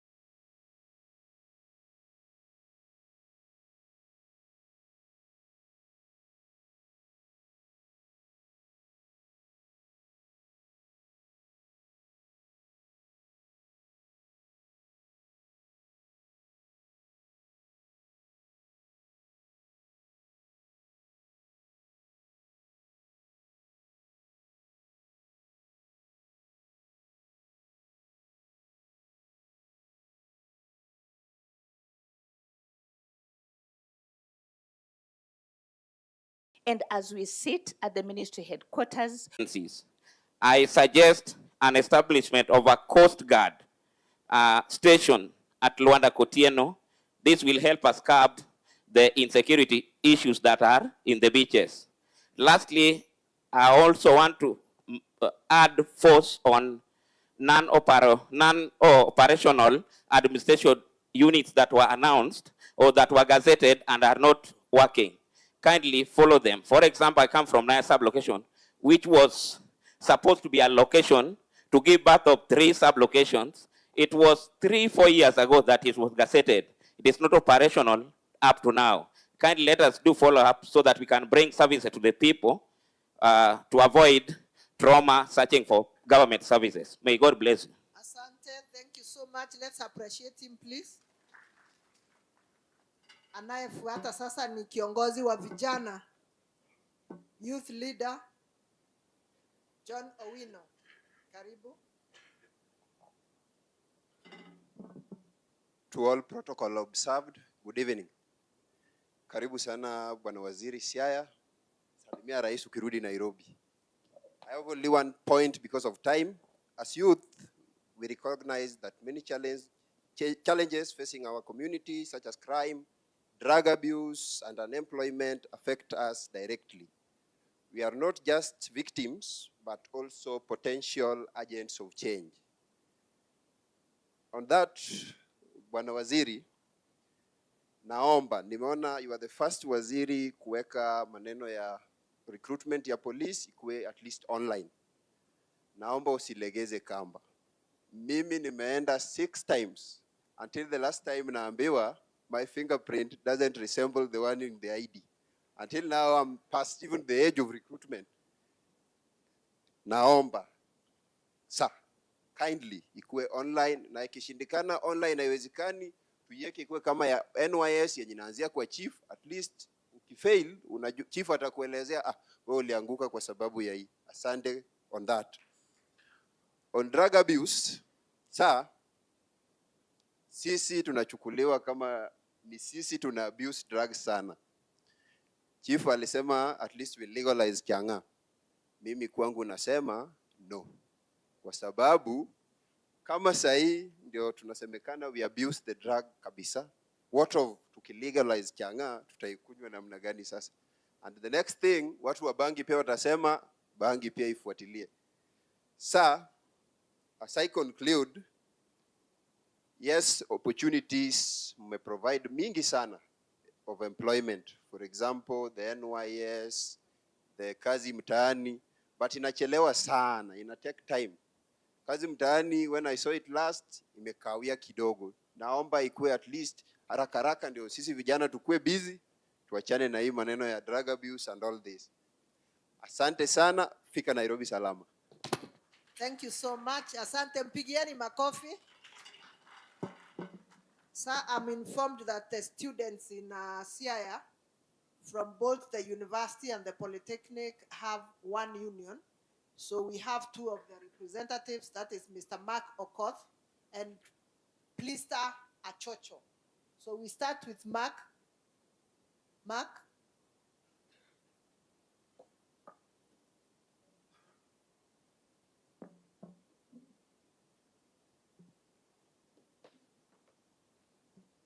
Oh, thank you. Oh, considering the sugar level of everyone present, I want to maintain time. By name, I'm Mark Okoth, talking on behalf of Derek Odinga, the president of Siaya County College and University Students Association, under the patronage of the county secretary. I want to highlight at least 3 problems that we as youths are actually undergoing. I've heard each and every person talking on his sector. Let me also say mine.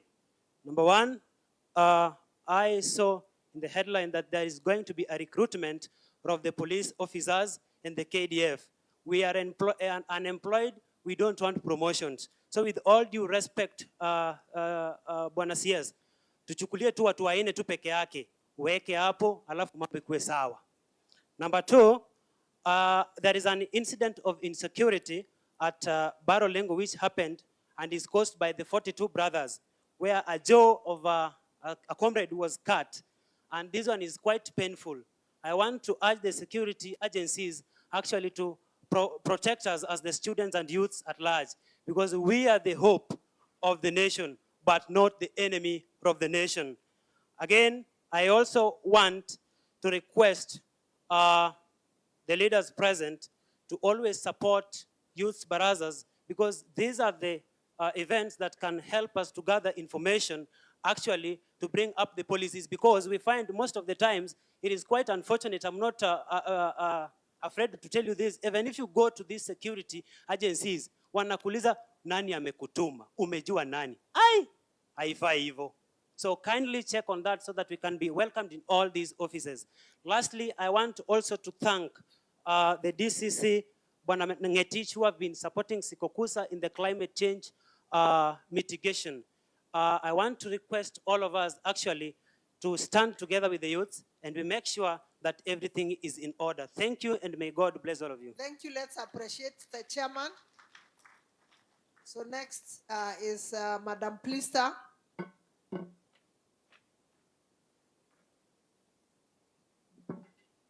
Thank you. CS Interior, our Governor James Orengo, my area MP Bondo, Sub-Bondo, Ochanda, and the all protocol of SAB. Good afternoon. Oh, thank you so much. It is an immense privilege to be here. I'm speaking on behalf of the Siaya National Polytechnic as their deputy president. I'm called Achocho Plista. I will be a bit fast. First, I want to speak about the provision of the street light beside the fence of the institution. We have the insecurity cases due to that. Secondly, we have the murder cases and killing. Actually, today we are mourning one of us. Yesterday, the body was found behind the KMTC where we lost one of the comrades from the Siaya National Polytechnic. We need the security to take charge of that.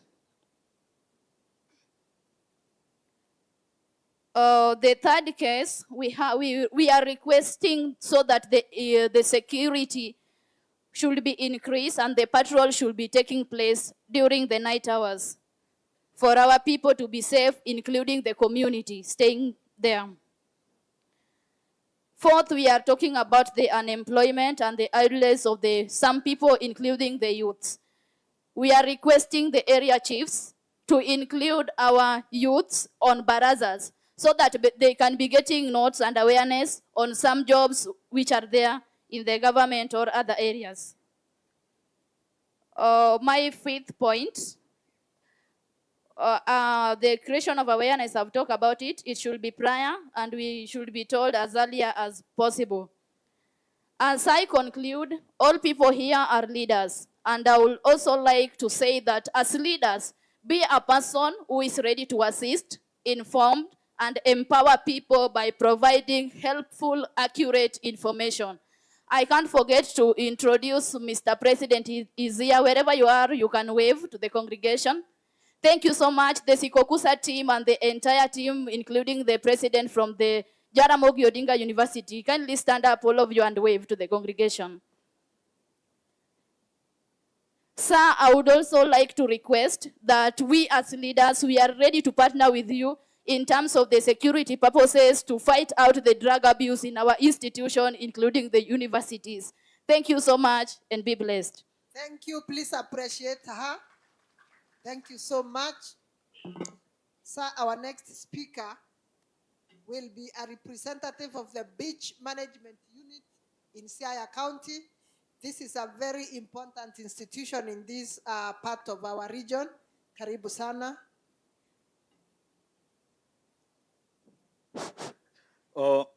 Thank you very much to our able CS, Bwana Murkomen, our able governor, Bwana James Orengo, to Mr. Mjumbe Gideon Ochanda, Mjumbe Bondo, Deputy Bwana Masengeli, karibu sana Siaya.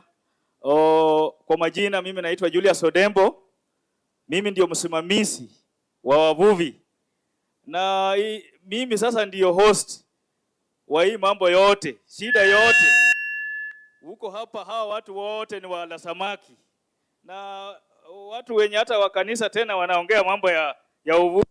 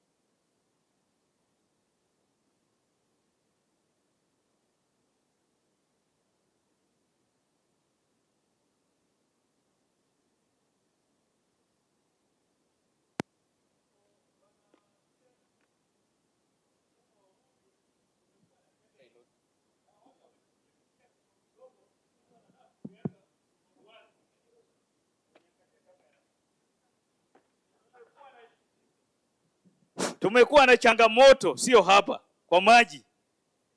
President alikuja Homa Bay akasema in 2 weeks anaenda kuongea na Bwana Museveni. Hao watu wanatumaliza hapa barini. Bwana CS. And this one is very important. Nataka unote hapo na utusaidie. Na leo tumepata suluhu kwa sababu Bwana Masengeli yako hapa na CS pia ako hapa. Hii bahari inalinda hawa watu wote, na hii ndio inaleta uchumi wa Siaya County. Hiyo ndio imesimamiza hawa watu. Wanakuja wameweka jeshi huko barini, jeshi ndio wako hapo, ami, kwa sababu wanajua kitu yenye iko hapo. Wameweka ami huko, wanakuja wanatufurusha huko kwao, hawatutaki. Lakini sasa wanapita, wanakuja mpaka huku kwetu, wanachukua sisi, wanachukua boti yako, wanapeleka huko. Wakisapeleka huko 30,000, 40,000. Na security yetu, polisi wako wanalinda sigara, wana escort sigara yenye inaleta ugonjwa. Na sisi wavuvi wenye tunaleta usuru, huyu Mr. James Orengo kila siku tunamsumbua, kumbe iko watu wenye tunafaa tuongee nao.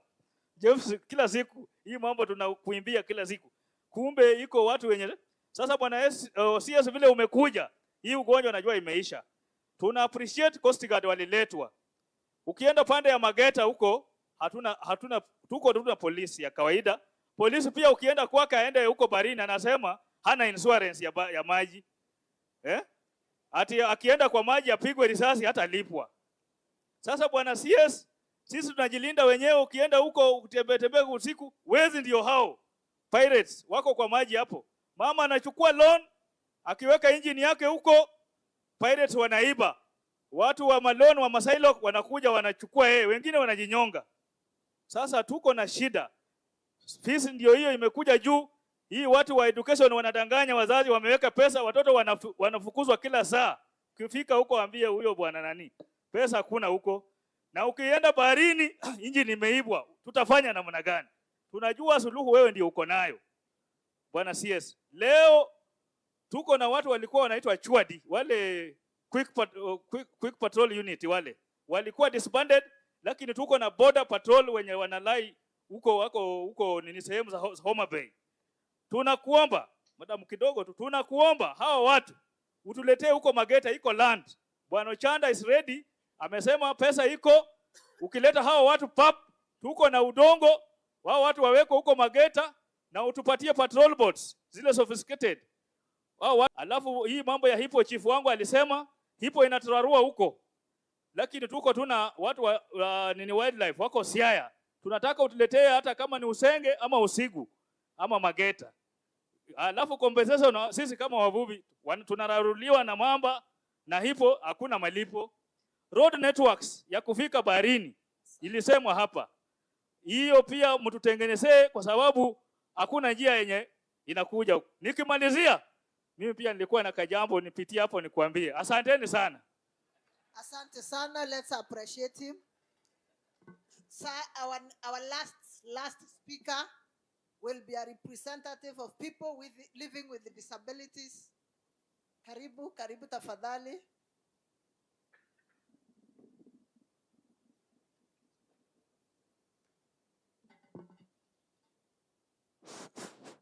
To our chief guest, CS Interior Government, Honorable Murkomen, our able Governor, Hon James Orengo, and all protocol observed, we say a very big thank you for this day occasion of Jukwaa la Usalama. First of all, we love to, on behalf of the PWC, we love to thank the government, because in the former governments, the children with PWDs used to be left in the houses. Some are being taken to the garden to be keepers of squirrels there. But with this current government, through our chiefs and assistant chiefs, they have fished them all out, and no child with disability is hidden in the house. That is a very big prosperity to us, and we really say thank you.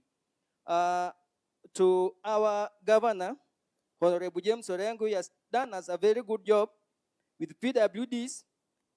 In his government, we are able to have sub-county PWD representatives, which has really brought the work down to the sub-county level, and that is very good. And there is one pressing issue with PWDs. This is a very challenging issue And I think this is the right place because this is Jukwaa la Usalama, and this can interfere with the peace of PWDs at Rarieda. In Siaya County, all the sub-counties has vocational training centers. For Rarieda, I thank the government that they have allocated money, and somehow, there is a mchezo wa paka na panya. The PWDs of Rarieda have a plot at Nyelema. The land is in the name of PWDs. But somehow, when this issue was raised, somebody diverted this project for PWDs Rarieda and have turned it into a West Assemble project. This is a very serious issue because I visited the office of the speaker, the office of the minister concerned over these issues. Now, this person is turning the Rarieda Vocational Training Center into a West Assemble project. And to make it more worse, we are not being consulted. And in our last meeting, we have resolved that we go to the street. We follow up all the procedures, we get the required permissions, and we go sit down there at the Rarieda sub-county offices so that the governor can hear and know what is happening. Because our land is being grabbed, there is a developer who has already put up a business there, who has already put up a structure, not a business. The structure is at Linton level. And I think this is why we are being diverted to a place where we don't know. As PWDs, we have challenges in mobility.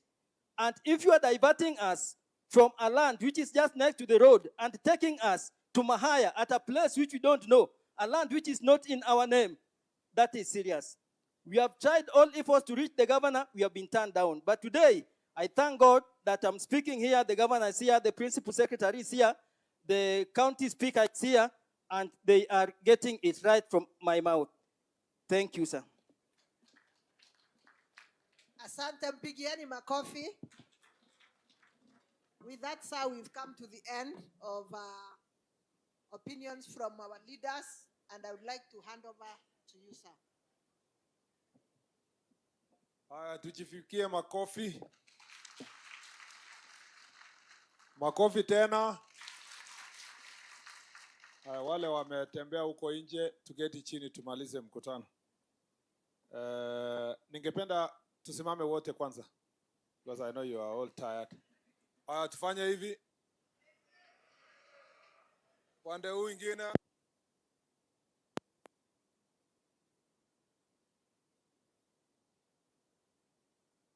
Asante sana, ketini. Thank you very much. I will be very brief. Ni respond to some of the issues mmesema. Alafu nipatie mheshimiwa waheshimiwa wenzetu wako hapa. There are very few of them. Alafu tunamaliza. Kwanza kabisa nataka kushukuru sana. Ile kuongea kwenu mmeongea vizuri, mmeongea free. Wengine tunakubaliana nao, wengine hatukubaliani. Lakini kama vile tulisema, tutachanganya yote na tupeleke ile mazuri isonge mbele. Kwanza wacha niseme kabla sijajibu maswali ama some of the things that have been raised here. Pia nyinyi mmeniongelesha, so niko na mambo machache ya kusema. Number one, kabla hatujafikiria sana kuhusu hii mahitaji yetu sisi kama machiefs, OCS, facilitation, magari, nini, extraneous allowance, na mambo mengine, nataka tujikumbushe kwanza kwamba wenye tuko hii nyumba hapa ndani, tuko na bahati sana. Sisi ni wachache kwa Kenya ambao mwisho ya mwezi tunalipwa salary na tuko na slip yenye tunachukua pesa, hata kama ni kidogo tuko nayo. We are a very small percentage, maybe 1% of the entire republic kwa wote wenye tuko public service. Kwa hivyo kwanza lazima tujiulize leo ni kwa nini tulichukua hii kazi. Siku yenye wewe uliapply kufanya hii kazi, why? And that's something we must remind ourselves every day, because sometimes ile desire ya kutafuta pesa inatufanya tusahau kulikuwa na kiini ya sisi kutafuta kazi hii. Kuna machiefs hapa waliandikwa kazi less than 2 years ago, hata hawajapata salary. Wako wapi? Kuna mwenye wako? Simameni nione wenye hawajalipwa bado, wamekuwa wakingojea. Asante sana. Etini chief, si wewe uliandikwa kazi 2 years ago? Si ulipoenda interview ulikuwa unajua hakuna gari, hakuna ofisi, ya? Si ndio? Hakuna ofisi, hakuna gari. Si wewe ni mtu ya hiyo location?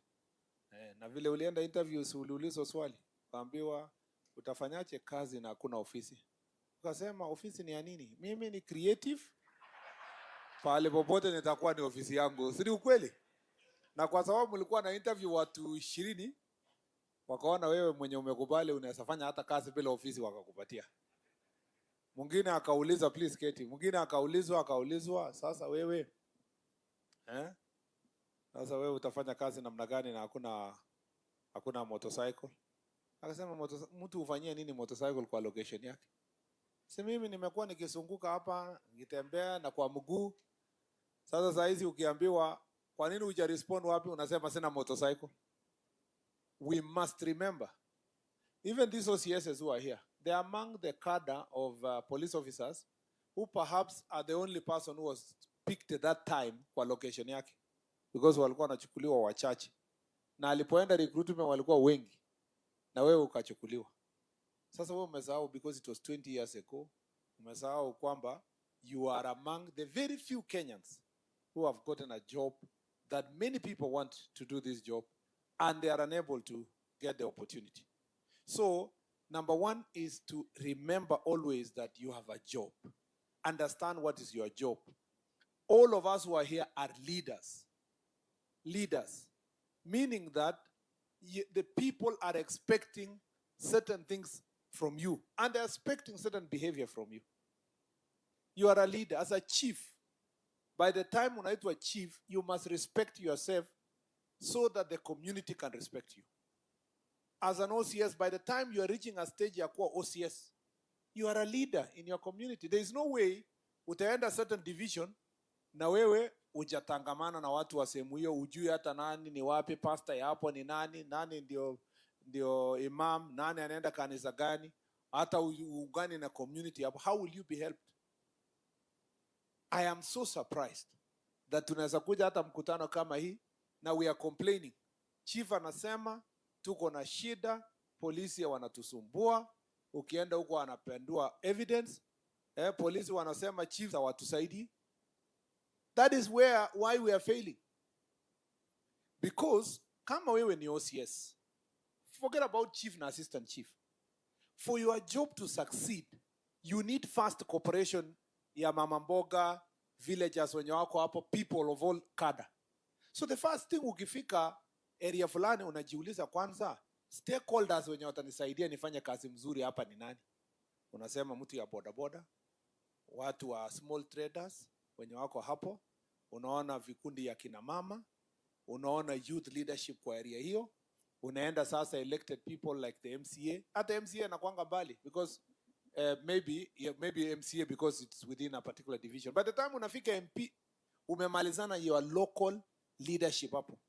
Sasa kama tutakuja mkutano kama hii na OCS ako na kesi na chief, CEO by the time inafika wananchi, that is a problem. Now I'm told in some places, I was told, the fight is always who controls the market. Sinamna hiyo? Kuna hii kitu ya kupigana na chang'aa. So chief anajua lazima OCS akubali kwamba chief ako na uwezo ya kushika watu ya chang'aa. Because nikienda raid kama chief, nitaonwa vizuri kama mimi ndio in charge. Nitaokopwa na watu ya pombe. Of course unajua kuonwa, mimi nasema ni kuonwa aje. Haya sasa OCS anasema hapana, huyu na polisi wake, huyu anaharibu market. Yeah?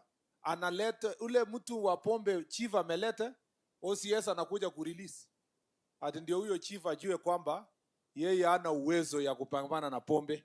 Ndio market ikuwe tu ni direct inakuja kwa nani?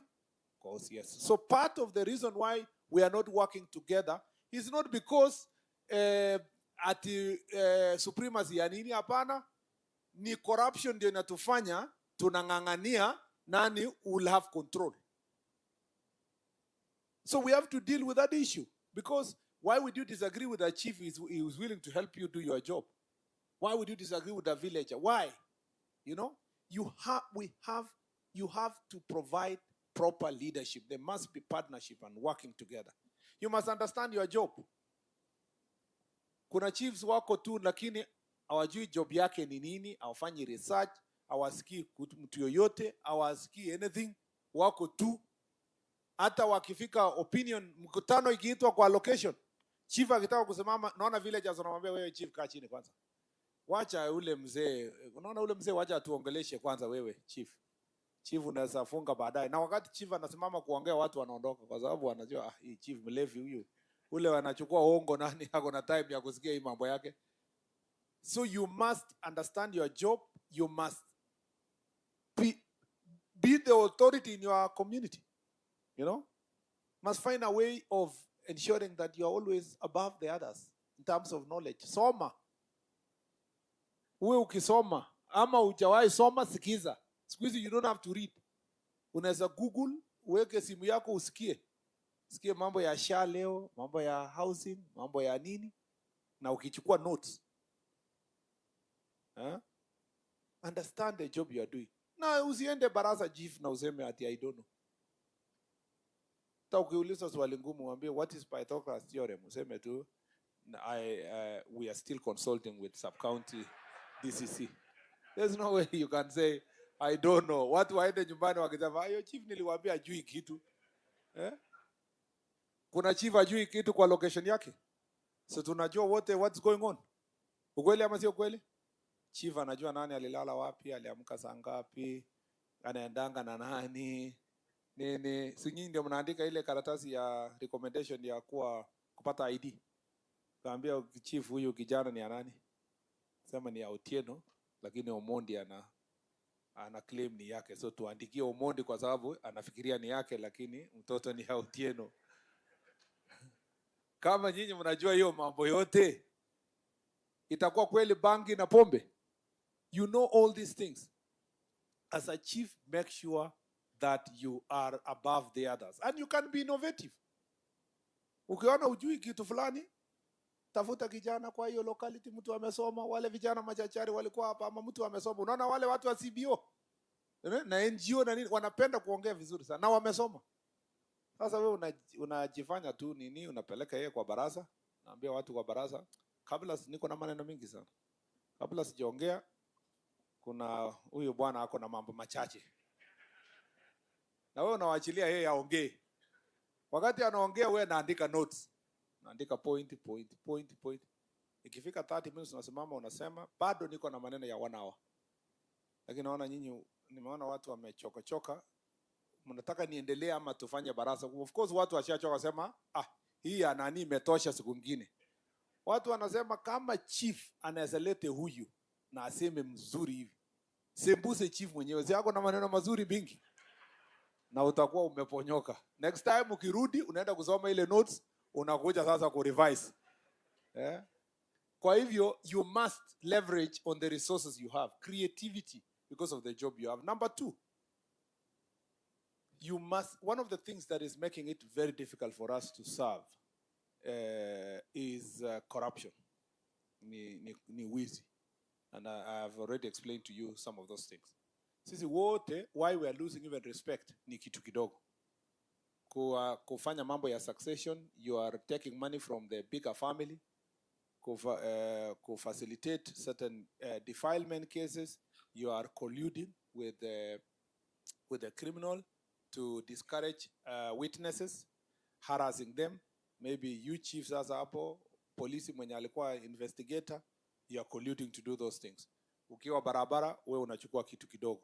Na sijasema, I've been using the example of traffic. Traffic is because it's just most talked. Lakini corruption is permeated everywhere. And it's important for all of us to face it as it is. Yes, it is okay, Bwana Base Commander kusema, hata wananchi wanalete tu. Kwanza, there is a base commander yesterday who told us in Homa Bay, hata hatuchukuangi. Hao watu wanatupa tu, tunaokota kwa jina, nasema kuna pesa hapa. Hadi pesa imeangushwa hapa ni ya nini? Ati wakati bado unatafuta mwenyewe unaweka mfuko, mwingine atatupa tena unachukua. So we are looking for all excuses to run away from corruption. Please, let's face it. If we don't deal with corruption, it will wind up our system. And the best way to deal with corruption is Jukwaa la Usalama Mashinani. To have accountability mechanisms that go to the local level. At least, like someone proposed, maybe quarterly, ama twice in a quarter, or once in a 2 months, mkuwe na baraza ya kujiuliza kwa division. OCS wako hapo, chiefs wako hapo, na wananchi wako. Nasema, how can we make our location or division better? Hapo ndio mtaambiwa, muache hongo, mfanye nini, there will be more accountability. One of the reasons why hamtaki mkutano is because wewe unajua usitaki kutolewa gia hapa mbele ya wananchi. There is need for level of accountability. That's why the Constitution talks about civilian authority. You know, the civilian authority are the people you elected to be in office. So it is the wananchi themselves that should get feedback from the work we are doing. If we do so, hatutakuwa na hii fight ya kusema police na wananchi wanakosana. Hata wale wanachoma police station, wananchi wenyewe wata defend police station because they will say this is our police station. Tumekubaliana jameni? Mmenisikia? I have many things to say, but let me say that for now. And also add that now that we have sat here, there are certain things you have raised that are related to this county before I come to your welfare. Number one, ni kitu ya shida ya baharini. We were told in Busia, we were told in Migori, shida yenye iko huko Muru Bay, that's the only place we have a border patrol unit. Kwa that side, tumeambiwa jana kwa Homa Bay, and I'm sure Kisumu also the same issues will be raised. We are cognizant of this fact, and for the BMUs who are here, kwamba, we are a bit weaker in terms of our numbers. And so we have a plan to increase the border patrol units along the lake. And after this recruitment to increase the numbers, that is something we are going to put as part of Jukwaa la Usalama resolution. We are going to work together. And there is a plan to build also offices or port of entries or areas where border patrol units na Coast Guard are going to operate in. Already there is work that's going on here. Governor alikuja siku ngine mpaka ofisi yangu na waheshimiwa. We're building something in Usenge. Now it is the police had to leave some of its lands ndio hiyo ijengwe. Kuna the other places that have been mentioned, we are going to set up bases for the Coast Guard. In our modernization equipment, we are also we are getting some new boats, better boats that can help in manning the lake. But more importantly, tuko na joint cooperation na Uganda. And we had a meeting, and Mheshimiwa Joho aliambiwa to work together with the Minister of Agriculture from Uganda to see how and fisheries on how to deal with the issue of shared resources in the lake. You also need to appreciate that sometimes also a good job has been done by Coast Guard. Wali arrested some people, now kapelekwa kotini huko Busia, Uganda. So there are some areas that we are progressing, but we can do better. Pia the BMUs mtusaidie.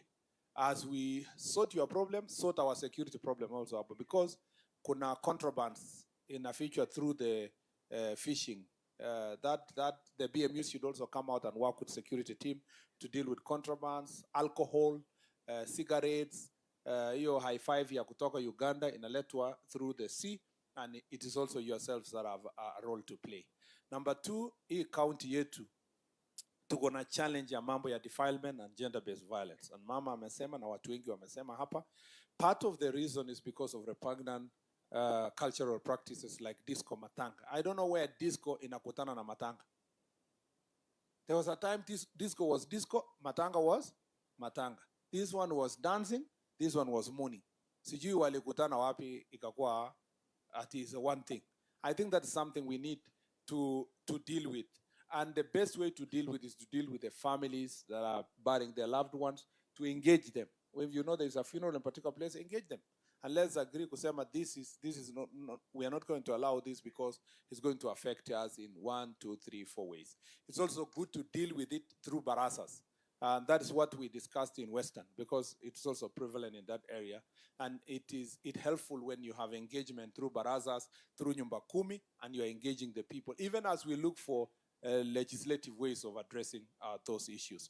Again, mambo ya defilement, chiefs and assistant chiefs, please do not accept to use alternative dispute resolution mechanism over a kangaroo court ya village huko kuacha mambo ya watoto. You know that is a very serious issue, and you are in a position of responsibility. All these cases should be brought to the police station and then onwards through the justice system. Please, let's deal with this issue because it's very prevalent here, an entire Western and Nyanza region up to Bomet there, and then some places in Eastern. We really need to do something about defilement. Defilement is of great concern to us, and it's concern in this area. On issues of murder, part of the people, why you need to know that murder here is perpetuated by fighting over land, some of which is, a lot of it is about succession. Alafu ingine ni mambo ya competing for resources, and then robberies, stealing of livestock, mambo ya mining, and all those conflicts. I think we need to also address the root cause. The police have promised to do further operations to make sure that we deal with these criminal gangs that have been operating here. A lot of work has been done. There was a time 42 Brothers was a big problem in this region, but we can do more so that we can make sure that we sort out these issues. That is the IG has a way, he knows what he's going to do. There is an operation plan that we put in place, and the IG is going to deal with it. Thank you very much, IG. On the question of alcohol, drugs and illicit alcohol, again, I am very happy. Siaya is one of the counties where there is good interagency working relationship, but we can enhance that.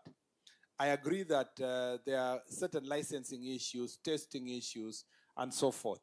Yes, the chief has proposed kwamba the reason why something is called illicit is because it has not gone through the legal system. So it's not for me to know whether it will be called changa or it will be called Siaya drink or it will be called what. It's not my problem. The problem is that anything that is not licensed, that is not approved, anything that's not approved is illicit. So we deal with it. If we want to get it approved, that is now manufacturing processes and all those other issues that we can be able to go through. I don't want anyone to leave here and say mkutano huu ulipitisha kwamba kutoka leo kwenda mbele changani mzuri tusonge mbele. Mwenye atasema ni mzuri ni KEBS and other agencies that are dealing with food and drinks and so forth.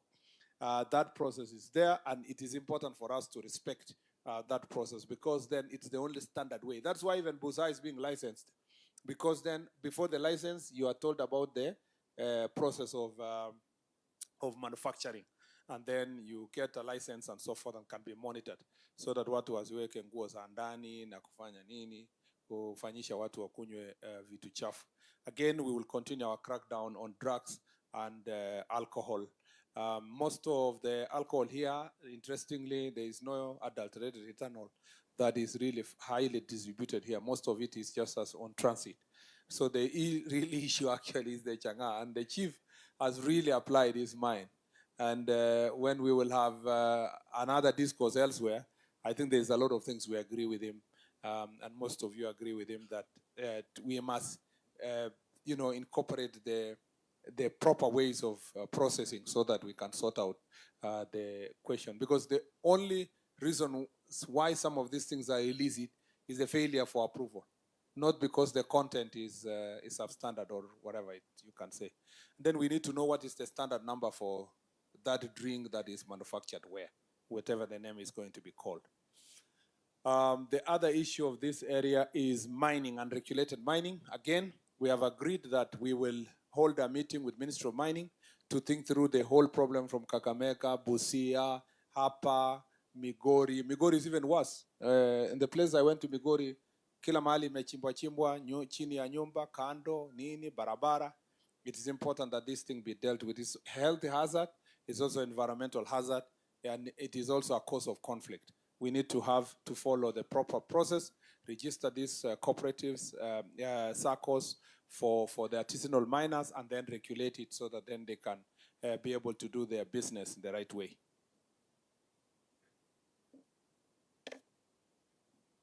The other issue,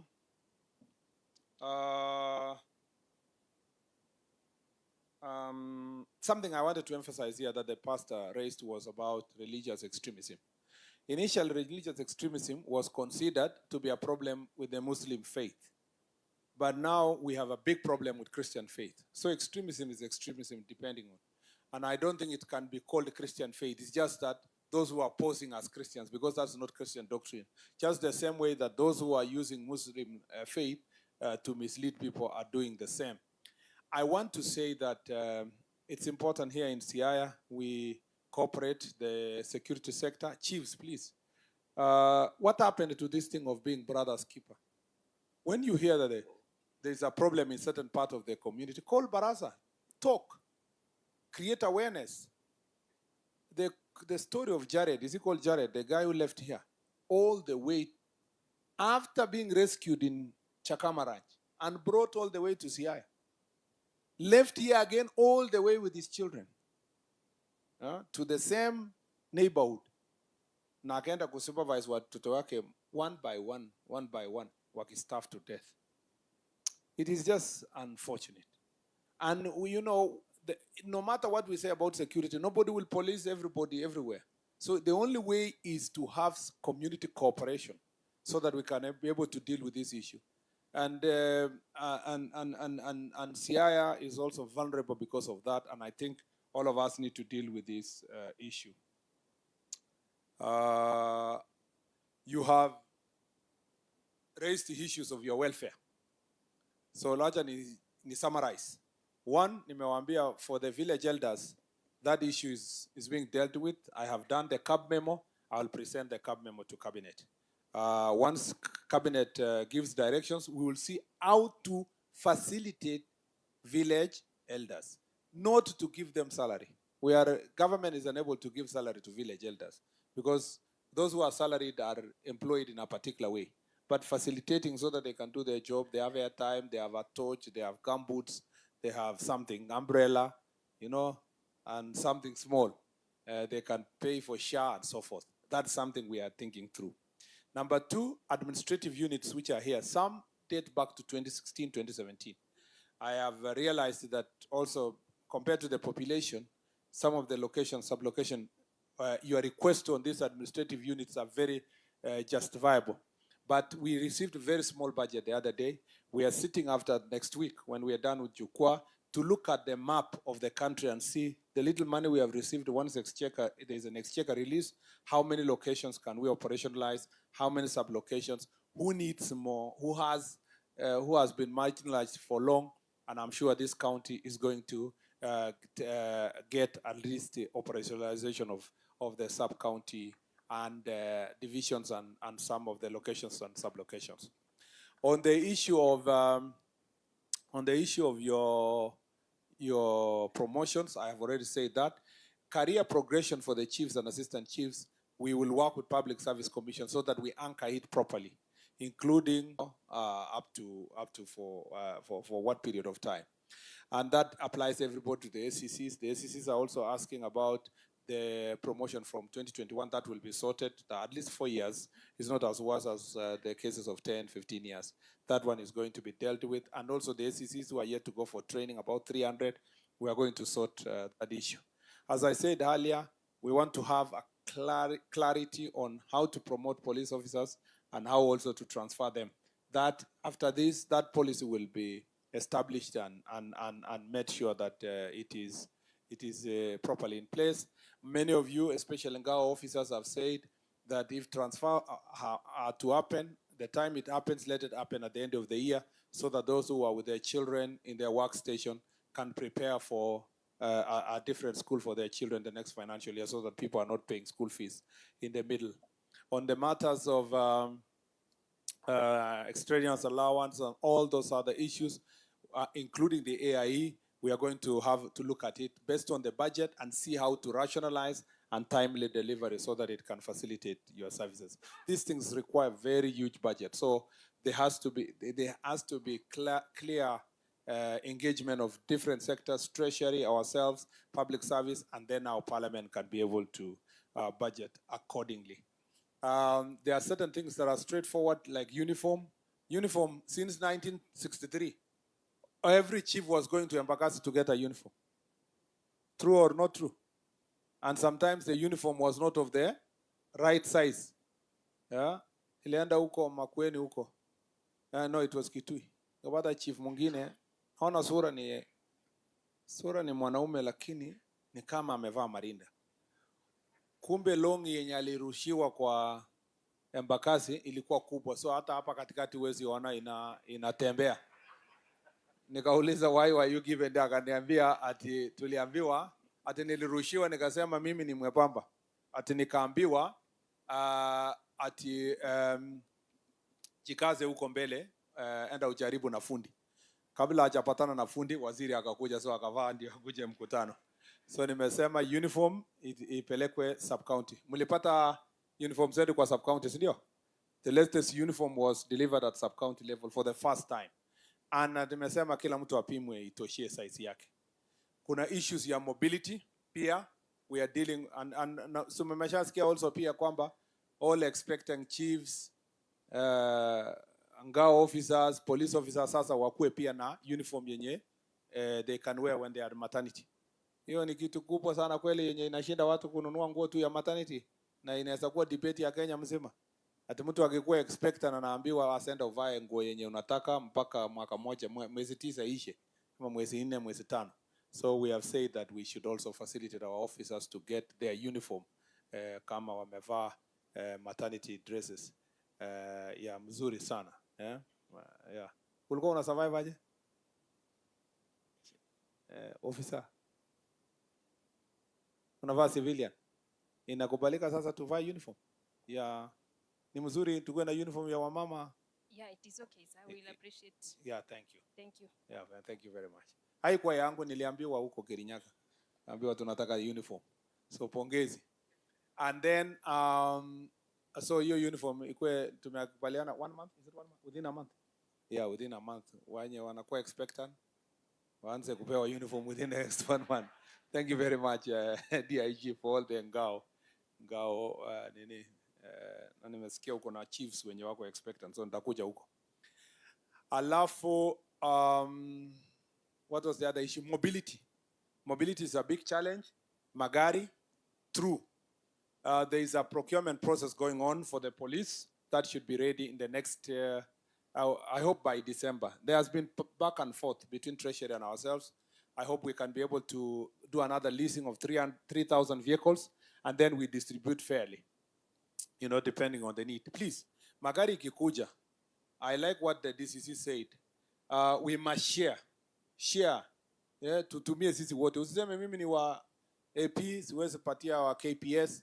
Mimi ni wa polisi, siwezi peleka DCC, siwezi peleka ACC. Let's share together because these are government resources. Let's pull resources together so that our work is done. I really know that the chiefs have said about their motorcycles. It's important, and we will see what we can do. But also don't stop working, waiting for the motorcycle, because you are within your locality. The people who have suffered most in the ACCs. ACCs ndio wanaumia. Wanatembea na moto nini? Wanatembea na boda. Imagine DO wa zamani, siku ya kina Orengo walikuwa wanafukuzwa na DO wasifanye rally. Sasa DO wa siku hizi anatembea na boda, hata na Land Rover. Lazima tuone vile tunaona ACCs ama namna gani? Ama mnaonaje? Si namna hiyo. Hata tukiwa na gari mbili kwa sub county yenye itasaidia ACCs to do their job, it will be very good. Yeah? Madam ACC, wewe ni ACC? Wewe ni ACC wa wapi? Sasa kuna wakati unaenda kazi na motorcycle? Unaenda job na motorcycle? Yes, sir. Hebu muangalie huyu madam kweli. Amebebwa na jamaa wa boda. Alafu kwa sababu anaona kabisa amebeba ofisa, anamwambia ofisa shika vizuri. Na akikataa anakanyaga break, so hakuna excuse. Inaharibia serikali. Asante sana. Thank you very much. Niliambiwa huko Makueni na ACC mwingine kwamba alikuwa amebebwa kabisa na a lady ACC amebebwa kabisa na motorcycle. Wakati mtu wa bodaboda aliona mkutano akakuwa excited, akaweka madoido, wakaanguka. Kofia yake ikapingirika.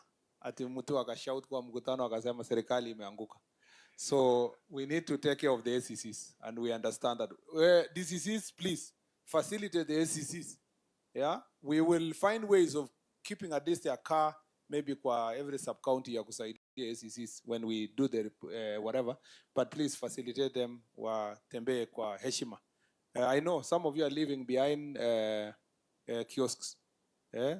ACC nyumba yake ni na anakaa nyuma, iko kwa bar, na bar iko hapa inapiga kelele, yeye analala hapa, alafu akitaka kuoga anabeba maji kwa bucket akienda bathroom yenye iko mbali huko.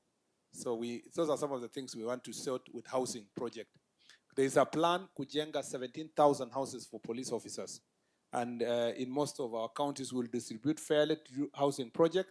Tukijenga sasa hata kama ni town hapa kwa police headquarters hapa, even if you are living in an outpost, even if you are operating from outpost, at least if you come to stay in a police station, it is easier as we progressively build this for the police stations. Pia kuna infrastructure challenges that we are trying to deal with. I want to request my brothers and sisters who are in parliament to tumia CDF sasa tusaidie our chiefs and our assistant chiefs, but also our OCSs to build good police stations and maybe housing where we can. But more importantly, good infrastructure of offices, because most of the police stations are neglected across the country. Even where we have multi-billion county projects, utaona a whole port inajengwa, but the police station next door ni ya 1940 something. Na ni kitu kadogo. We have to do something about it, and that is why I'm the one who asked that those pictures itumwe. Now we are analyzing the various police stations, the state of many of the police stations, and it's embarrassing. I'm happy that through Jukwaa, because we have raised awareness on these issues, wananchi wengi sana ninaona wanatuma mapicha kwa social media. Police station ya this constituency, police station ya hii constituency ni mbaya, inaleta hata juzi mimi nilienda kakimbia nikaenda kujenga yangu, nikatafuta marafiki nijengange tukitafuta budget, because niliona wataweka kwa Facebook. Na sasa watasema sasa waziri anaongea mambo mingi, angalia police station yake ya nyumbani huko. So all of us can do something about it, and where the county can help us of course your former waziri governor, we see how we can be able to assist each other to have good police stations where the resources allow, and we can sign agreement between the counties and the national government to facilitate these issues. Because of time, I know so many things have been raised. Mtanikubalia tu ni summarize a few of them. I was trying to summarize, but let me, just in case I forgot something serious, let me look at what you said about this place. Ngapu, we will, we are in the process of, in days, we shall announce the days for recruitment of about 10,000 police officers. And if we do so, we will now operationalize the Ngapu and also strengthen the police presence kwa mashinani. Mambo ya police transport, I've said that. Mambo ya package for officers. Mambo ya regional training, I agree completely. Training is what is missing. We have begun to bring back training. Hata juzi OCSs, some of you were in Nairobi for the conference. And we will do it until all the OCSs are trained, and then we need to continue the training like you've said, and we are working on making sure that there is a budget in National Police Service to continue training. Mambo ya specific areas where you raised issues, we are going to deal with that. County ICT system, best police. I agree with this reward system where you have best police officers, best police stations, and so forth. And this has been proposed also in a number of counties where we have been, and we will work on that. Mambo ya team building, I agree. civil registries. Civil registries, I've said that latest next year by April, all the counties, all the constituencies must have a civil registry to start with, as we work to go closer. And by December, I have said 2 of them must open a civil registry office in this county to take services closer. Mental wellness, I agree, ICT, withdrawal of cases, village elders, acting OCSs, all those issues here, acting OCSs, the IG is going to deal with it. Mambo ya health cover, it's being reviewed. Your health cover for the police officers is being reviewed with a view of incorporating the issues you're raising here. Mambo mingi, rehabilitation center, hiyo ni ya governor. Jenge rehabilitation center, weke lights, serious places. What we have said for our students is that because of security, unique security challenges that we face, our students and their dean of students should be incorporated or invited to sub-county police, sub-county security committee meetings so that you can discuss their challenges at the sub-county level. The same to border. You need to incorporate them because they are a very important team, or the transport sector generally. Their leadership should be able to come together. But the uniqueness of border ni ile maneno tunasema wanaingia mpaka huko ndani. I think that prisons, we have captured your issues, mambo ya wildlife, compensation, and so forth. This and many others are very important. In our social media pages, I think there are also some questions people are raising. Mike Wakadenge anasema there is a group of youths calling themselves 42 brothers who are killing and injuring wananchi without mercy. Chiefs and assistant chiefs know them, but they have been doing nothing. It's actually not chiefs and assistant chiefs who should do something. The OCSs, you need to do something so that we can make sure that we do proper enforcement. If people are a criminal gang, those are people who are lethal, and it is us to do enforcement. And I understand the challenges we have. Some are saying being arrested, judiciary releases, DPP returns the file. Let's work together in a multi-agency forum. You have got users a forum in every county that can be used to thrash out issues that attach with us and the judiciary. There's a lot of insecurity in Siaya County as a whole. People are being butchered like animals. No, this is an exaggeration. Siaya is safe, it's good for investment.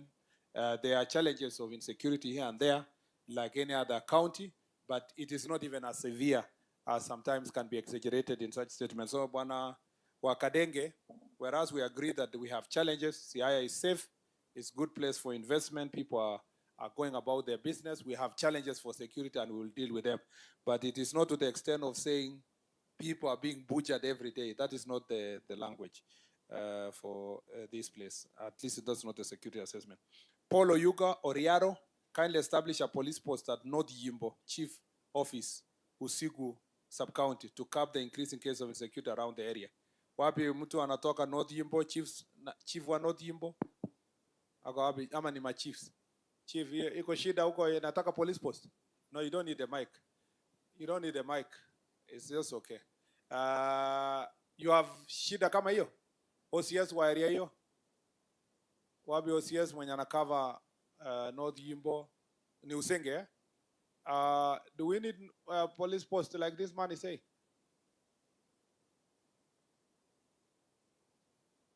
Okay, so you need to do the assessment and then escalate it accordingly. You find out whether it is necessary and whether we are able to do it and we have the strength to do so.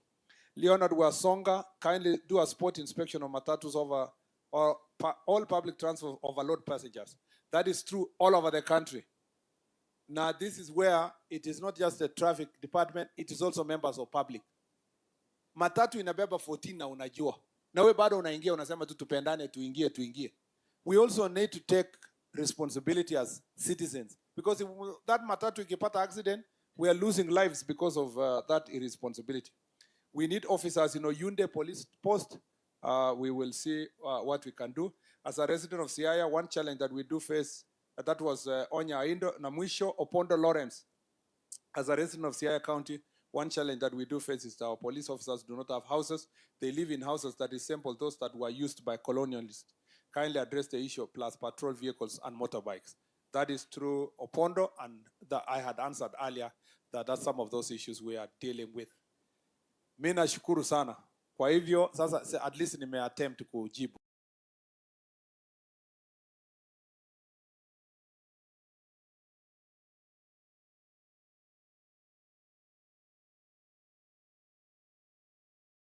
You will see all your issues captured based on the memoranda you gave us and the things you raised here and the ones that were already given to us by the county security team. It's now my opportunity to invite Honorable Chanda on behalf of the members of parliament here so that you can recognize the speaker, or let me call the speaker. The speaker, please recognize the MCAs. Sema neno moja, ita Mheshimiwa Chanda, ni kama hakuna mtu mwingine ana recognize, alafu aite Mheshimiwa Governor. Si namna hiyo, alafu tumalizie hapo. Asante sana. Thank you very much.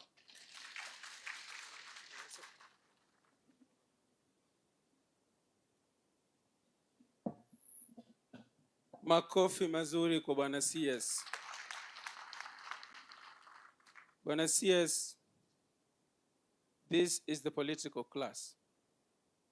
I may not be a politician, but I work with politicians. When we see you here from this region is ODM stronghold. It sounds irrelevant, but we remember when you used to be in ODM with Baba, you are a staunch supporter.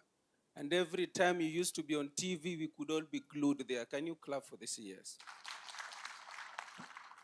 When I CS, this is the best opportunity you've given us. And to the political class, when the police officer mentioned that you have security officers, that those security officers can also be a threat to security. I received a message from one of those security officers, and they said, the message said, huyo mngwana leo anatukana, hatutaki, lakini juzi tulipokuwa Nairobi wakati wa maandamano tuliwasaidia polisi. So he said, we should appreciate them much as they work within the law. Sina mengi, lakini nataka kusema kwamba Bwana CS, just one. You mentioned in your response that Siaya is a very peaceful place. Indeed, it is not as hostile as reported elsewhere.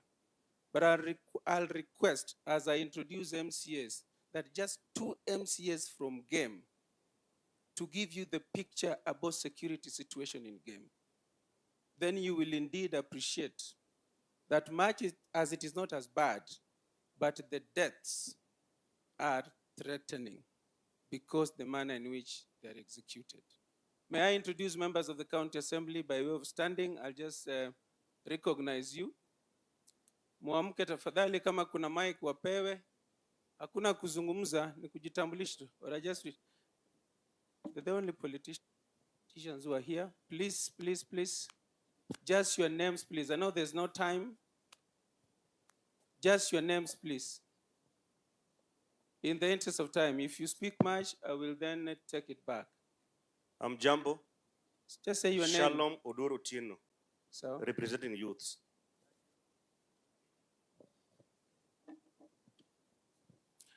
Please, from wherever you are, or move closer. Make it easy for us. I don't want to introduce you in chorus, but if you Good afternoon. I'm Anna Wansila also, presenting marginalized women in Siaya County. Justice Oguta Ubuya, West Very Wyoma. good, very good. Please, quickly, quickly. Freddy Kodhiambo, mimi ndio msimamizi wa walemavu Siaya County. Thank you. Philip Oloch, North Game. Songesha microphone huko tafadhali haraka haraka.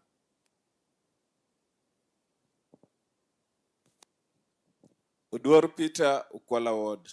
Thank you. Susan Okwiri from Game. Kindly, Mr. Speaker, allow me to just make one statement. I would request the cabinet minister to assist us in Game. Game is leading in homicide and the femicide. As a woman leader, I would really request, as much as we are working well with the your team in Game Sub-County, Wagai, where I come from, and our sister Gemu Yala that we work together, we kindly request you to look for a comprehensive approach to end these incidents that are in Game for the safety of our women, men, and the girls, the school-going girls in Game. Thank you. Thank you. Rose Rabinya nominated. Alice Odhiambo nominated Alega of Song. Dora Bonyo nominated from South Game Ward. Thank you. Eunice Raila Chieng Ndolo, MCA South Sakwa Ward. Thank you. Thank you. I'm CPA Marco Keo, MCA West Assembly. My name is Mercedes Scholastic Amado, and I also just want to mention, Mr. CS, that we are bringing up a bill called Siaya Widows Protection Bill, and these issues that were talked about, terrorists, are going to be addressed there. Thank you. Thank you. Buka Washington Bonyo, North Oyam. Thank you. Edwin Otieno representing Ugunja Ward, also the majority leaders here at County Assembly. Omondi Michael, South Oyama. When I see Omondi Michael is friends with your friend Kibet Mashamba. Very close friend, he lived there. Podo John representing Sidindi Ward. Simon Angule, West Timbo. Cynthia Ndar nominated. Dorothy Oinga representing youth. Good afternoon, my name is Ben Adala, North Ugenya. Kinyanyi William. CS nafikiria unanifahamu, tumekuwa naye Nairobi miaka mingi tukiwa na Charles Giter na president wetu. Yangu ni machache kidogo. Bwana CS, yangu ni kuuliza, in a police station like Yala, how many police officers are we supposed to be having that OCPD?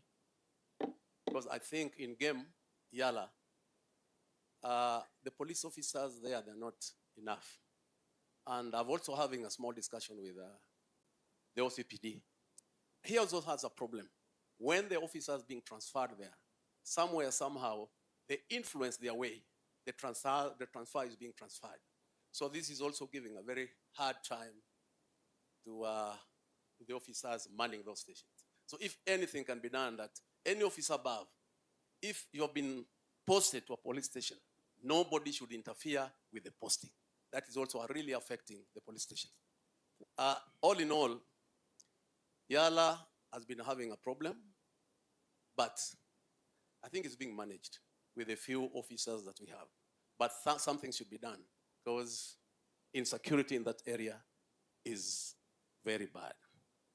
Bwana Wafula, the only thing that you did say, me as on this side, I don't budget for you, but I provide you with a motorbike to help you do patrol. You should give me Thank you. kidole on that. Thank you, thank you, thank you. Yes. Vincent Odawa, North Olega Ward. Gordon Onguru Nyango, MCA representing East Assembly. When I say yes, I would have wished Gordon Onguru comes from an area where there is gold mining. If you can say just in 1/4 minute. Thank you, Speaker and the Governor and the CS.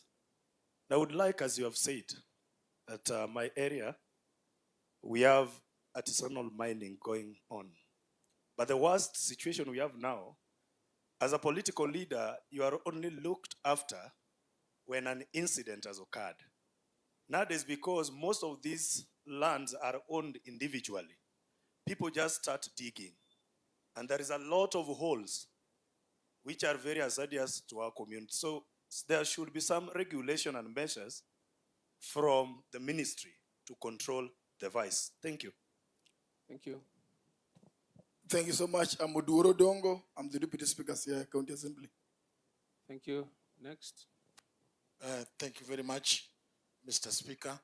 As CS Mocheng Baraka said, I represent the interest of the people of East Game. And I think I've been accorded 1 minute because the region where I represent of late was on the media about the cases of murder.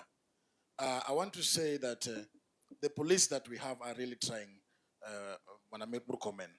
But as much as they are trying, in some instances, some of them lack professionalism. The instances that we have, is a case whereby when the locals are ready to give information to the police, and then you find some few will want to give back the information back to the community. So people fear giving information to the police. However much they are trying, and from where we come from, as much as there have been many deaths, I want to thank the DCI and the OCS and the OCPD Wafula of Yala that they have tried. But lastly, let us also ensure that when we give out police stations and police posts, let us follow them with resources. We can't have a police station with only 4 policemen, and then we want them to handle all the cases that we have. So as much as they are trying, we should also ensure that we improve on that. I've said that, but it's not the first time I'm meeting you. Thank you. Mheshimiwa Murkomen, the last time I was with you, the timing was very poor, and things were not okay. But today we are here, and I hope everything will be okay. Thank you very much. Allow me to unpack that to the crowd so that you get to know what Mheshimiwa is talking about. In all these things we do, political tolerance is important. There was a time soon after elections when Mheshimiwa Seth Baraka and 2 others went to Nairobi and took a picture with the CS Mheshimiwa Murkomen. That was an issue. When they came back home, we trumped up charges against them as the assembly, and they never liked it.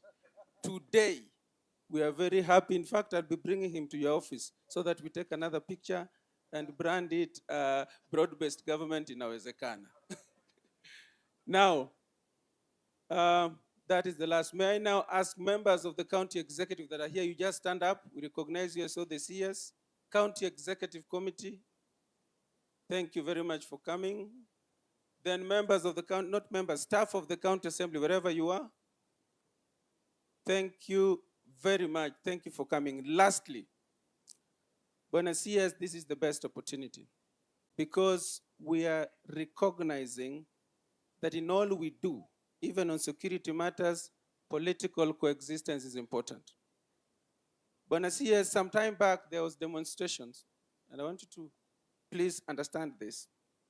When there were demonstrations in Bondo, a chief in that area had his home burnt down. Because there was no political tolerance, the people who were there accused him, the protesters accused him of having led the police to arrest or shoot a civilian.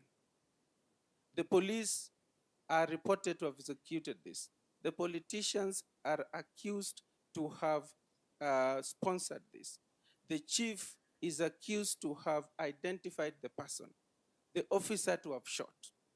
If that happened today, because now there is political tolerance, I am sure the chief's home would not have been burnt down. That civilian would not have been shot dead. And I therefore say that in all this we do, let us strive to ensure that this political tolerance, that is what this country needs. I don't want to say much more. Allow me at this point to invite Mheshimiwa Ochanda. Na makofi tafadhali.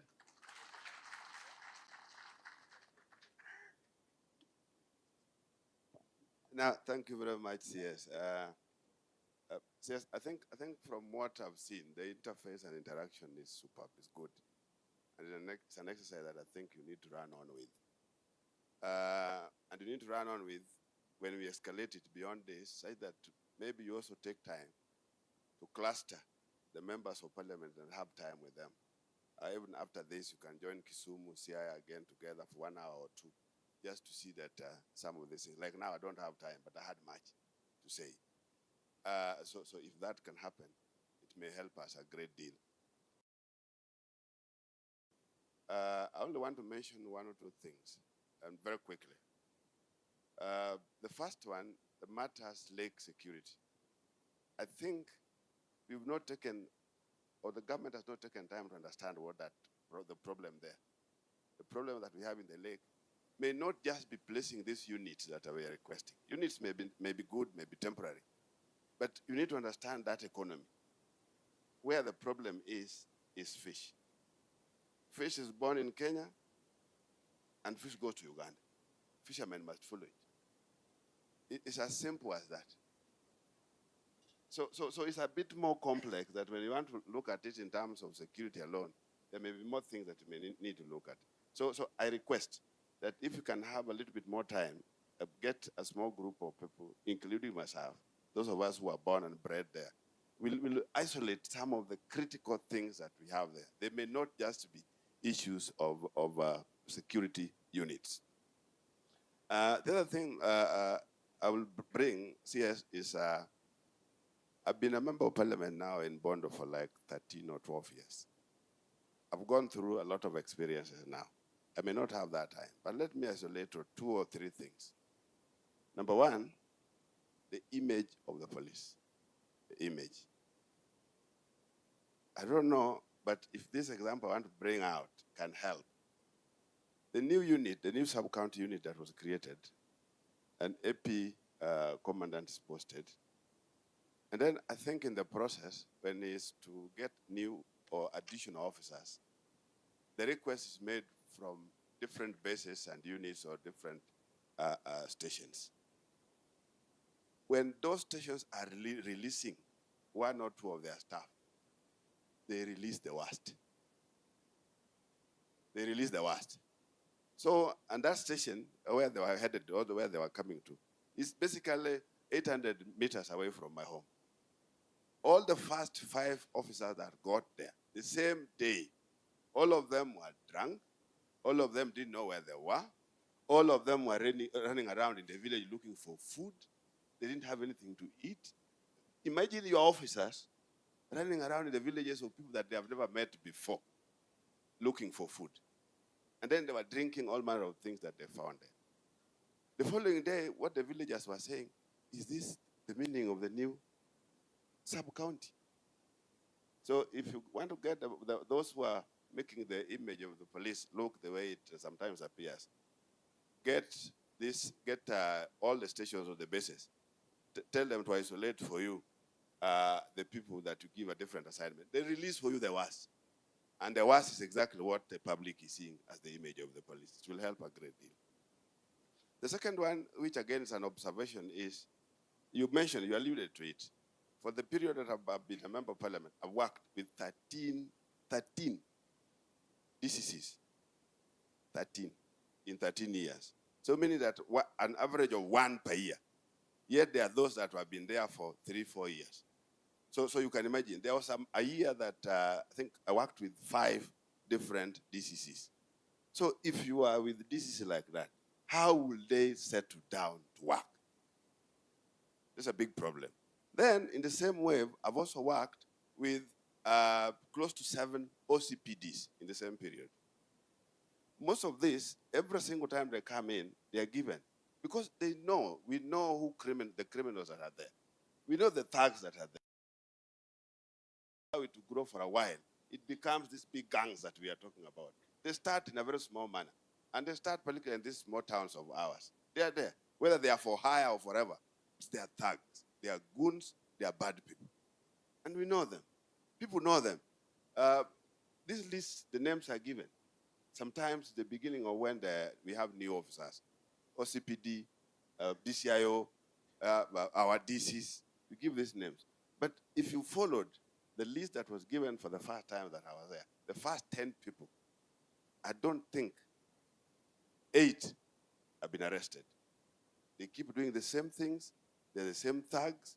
When we are talking about stealing of lorries, they are the ones who are mentioned. Talking about stealing of cars across the country up to Busia. They're the ones who are mentioned. Stealing shops and all this kind, they are the ones who are mentioned.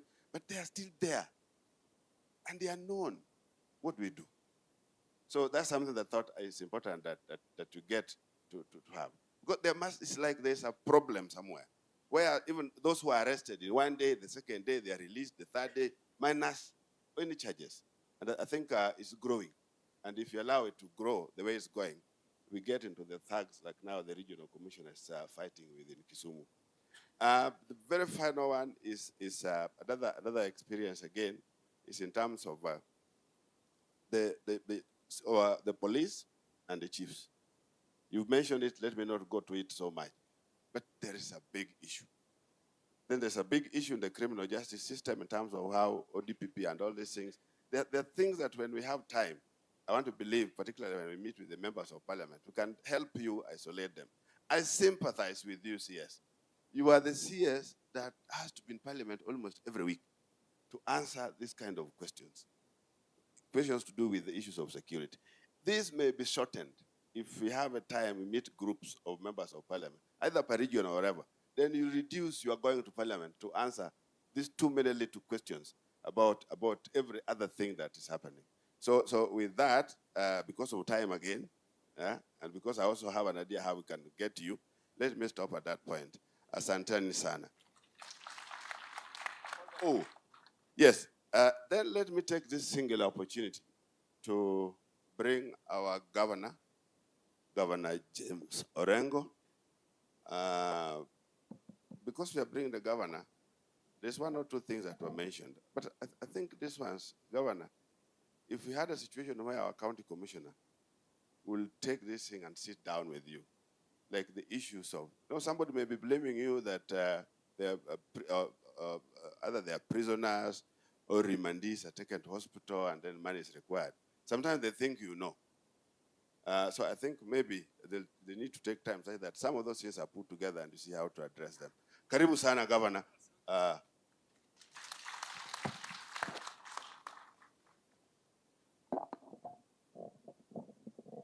Asante sana kwa mgeni wetu wa heshima, Waziri Onesmus Murkomen. Tunakukaribisha sana Siaya na ujumbe wako. Na tangu uingie asubuhi karibu saa 3:30 saa 4, umekaa na sisi mpaka saa hizi karibu saa 11 inaelekea. Na inaonekana kama tunazidi kuongea, pengine unaweza kulala hapa leo Siaya. Na nasema unaweza kulala Siaya kwa sababu wakati tumekuja hapa nilikumbuka ya kwamba nilipochaguliwa mbunge mara ya kwanza, Rais Moi alikuwa amekuja hapa Siaya, akalala kwa hii nyumba hii. Ili walifanya marekebisho na akalala hapa na akakutana na viongozi wa kutoka katika district yenyewe. Wakati ile ilikuwa ni county. Kwa bahati mbaya mimi sikubaliwa kuingia hapa. Nilirushwa nje kabisa. Lakini mambo imegeuka. Mimi jambo langu la kwanza ni wewe, tumefanya kazi na wewe. Na najua wewe mchapa kazi. Tumefanya kazi katika bunge, najua ujuzi wako na pia mwelekeo na itikadi zako nazijua. Tumefanya kazi si kwa zile miaka 10 tumekuwa kule kwa Senate, lakini wakati ya kuzungumzia mambo ya katiba kulikuwa kamati muhimu sana ambayo ilikuwa na jadili mambo ya ugatuzi. Ukiona ile chapter ya katiba ambao inaongea kwa mambo ya ugatuzi, mkono na fikira za waziri zuko pale ndani. Na mimi kama sasa katika cheo cha gavana najua kazi ambayo ulifanya. Haikuwa kazi rahisi kwa sababu kulikuwa na watu wengine wakati huo ukisema ya kwamba serikali ugatuzi itaongozwa na gavana. Wakasema gavana ya nini? Gavana ni mmoja tu peke yake Kenya nzima. Ni gavana ya Central Bank. Hiyo upuzi mwache. Lakini mfanya kazi vilivyo mpaka tukawa na katiba, na muhimu ni kwamba tukawa na zile vipengele vya ugatuzi na ziko pale katika katiba yetu. Jambo langu la pili pia kwa sababu umekuwa hapa Siaya ni kurudishia wewe asante kwa sababu stadium yetu ambayo inapongezwa sana. Wewe umetusaidia sana wakati ambao tulikuwa tunakuwa na ile sherehe ya Pinluo na Rais William Ruto alipokuwa akija kufungua hilo stadium. ukatupatia viti karibu 20,000. Hata hakutumia zote. Zile mpango za upanuzi tukimaliza, hatutakuwa na shida za viti. Tulipatia viti ya kutosha. Na pia pamoja na hela karibu milioni 50 ambayo imetoka kwa idara yake wakati ambao alikuwa anaongoza mambo ya sports. So nataka mpigie waziri makofi kidogo. Na sasa pesa zaidi tena imeingia huko. Na hiyo bila kazi ambayo ulifanya haingekuwa rahisi kupata hizo pesa kuingia huko.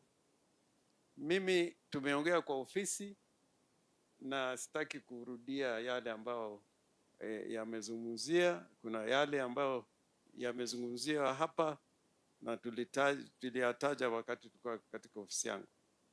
Na nataka kutoa tu ujumbe mmoja tu ya kwamba sura ya serikali na chombo cha serikali mashinani ni hao wenzetu maofisa ambao wamekaa hapa. Hawa ile uzito ya kueneza zile policies, programs na itikadi za serikali, mzigo mkubwa wamebeba. Kwa hivyo mimi nikisikia kueleza zile shida wanayo, hata mimi naona kwamba zikiweza kusuluhishwa haraka, hata mimi nitafurahi sana. Mimi nilikuwa mtoto wa polisi. Nimekuwa katika hizi station nyingi sana katika Kenya hii. Kwa hivyo nikisikia upande wa usalama, polisi, najua kwamba najua wamejaribu kunifunga, lakini inaonekana walijua mimi nilizaliwa huko kwa polisi. Mimi nataka niseme hivi na kurudisha asante sana. Hii ni kama baraza, na machief na assistant chief wanakuwa na mabaraza. Sasa wewe katika zile ngazi zako za juu umeleta baraza hapa Siaya mchana mzima. Wakati nilikuwa kwa bunge mara ya kwanza, tulieleza na wale wengine ambao walitangulia ya kwamba ukitaka kuwa na sifa katika bunge, wewe uwe na hali ya kutolewana na polisi na administration. Ikiwa mnachapana kule mashinani, pengine utapata sympathies kutoka kwa wananchi. Naona hata kuna assistant chief, sijui chief mwingine ameongea hapa vizuri sana akizungumza mambo ya chang'aa. Na hiyo ukizungumza na hiyo ni njia ya kupata kura. Lakini maarifa zetu na mwenendo zetu ni tofauti. Lazima tukae kama viongozi na tuyajali yale mahitaji ya wananchi. Kwa hivyo mimi nasema ya kwamba lazima tuzidi kuwa na ushirikiano baina ya serikali kuu na serikali gatuzi, na tutafanya kazi pamoja. Na safari hiyo ni moja, ni vile katiba imeeleza ya kwamba there's only one government, indivisible government, but we have levels of government. Niliona OCS kutoka Akala, huyo anajua katiba sana. Ile Bill of Rights umesoma sana. Na karibu niseme ya kwamba wewe ungekuwa wakili kuliko kuwa a police officer, but I think we need police officers who understand the Bill of Rights and can apply them even as they work with the government, so that we have true protectors of the Bill of Rights within government. Kwa hivyo mimi kuna maswali vile Bwana Ochanda amesema zile zinahusisha county government, lakini naomba tutakuwa na wakati mwingine tukae chini, kama yale ya kutibiwa na wale mabusu ama watu wameshikwa na polisi ama watu wamepelekwa katika mahospitali wakiwa wamejeruhiwa pengine kwa accident. Hiyo tutaona namna ya kutatua, hatuwezi kushindwa kutatua. Na langu ya mwisho, ujaribu sana kurudi hapa Siaya. Najua ukiendelea kurudi hapa Siaya, hiyo itamaanisha kwamba tunafanya kazi as one nation and one people. And I know you, when we were in government, even when in the Senate, sometimes we were on the opposite sides. But on all the essential issues, we agreed. Hata wakati tunapiga kura upande huu na upande huu, but essentially on fundamental matters, tulikuwa tunasikizana. Hata mambo ya Senate, wakati tulikosa kazi na nini, tumelemewa, tukienda kotini tulikuwa tunakwenda pamoja, bega kwa bega, mpaka tukafaulu katika mahakama. Kwa hivyo mimi sitaki niende zaidi, na kupongeza na timu yako Bwana Masengeli, wewe ulinisaidia wakati mwingine, na napongeza. Si kunisaidia ya kwamba nilifanya makosa lakini kwa uzuri, na nikapongeza na kupongeza. Asante sana, shukrani, asante. Na nataka nisikie makofi kwa waziri, nisikie makofi. Asante. Now, I was doing a political crime.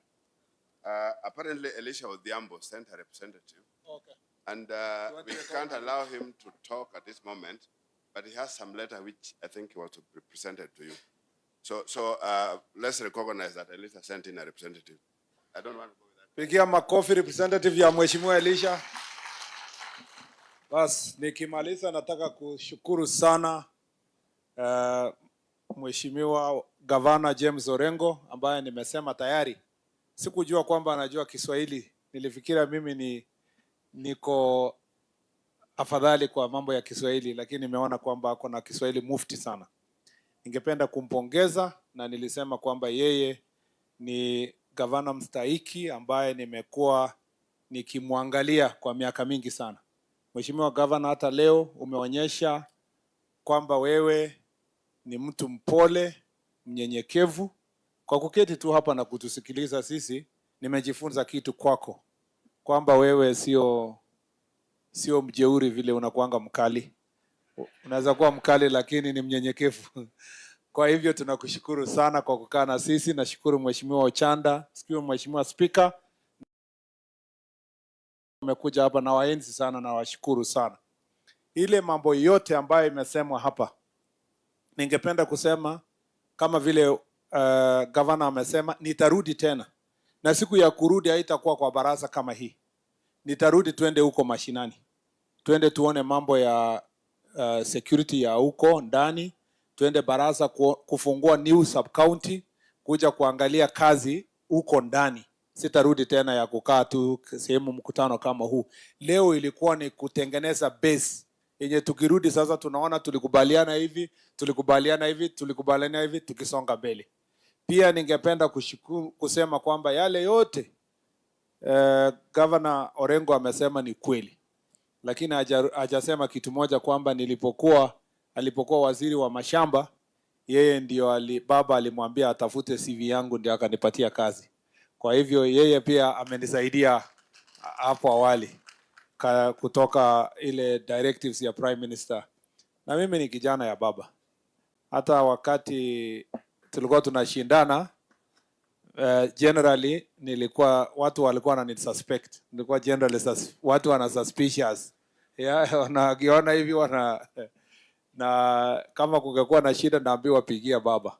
So mimi nilikuwa natumwa huko nyuma. Mimi nafurahi sana na broad based government kwa sababu I am at home. Nikiwa na nimekuwa na hawa kwa safari ya mbali sana, especially the Prime Minister tumekuwa na yeye. na Mheshimiwa James Orengo, mnajua yeye ni kiongozi tunamtegemea. Hata kwa Senate he used to be, even when he was not the leader, alikuwa ni opinion leader.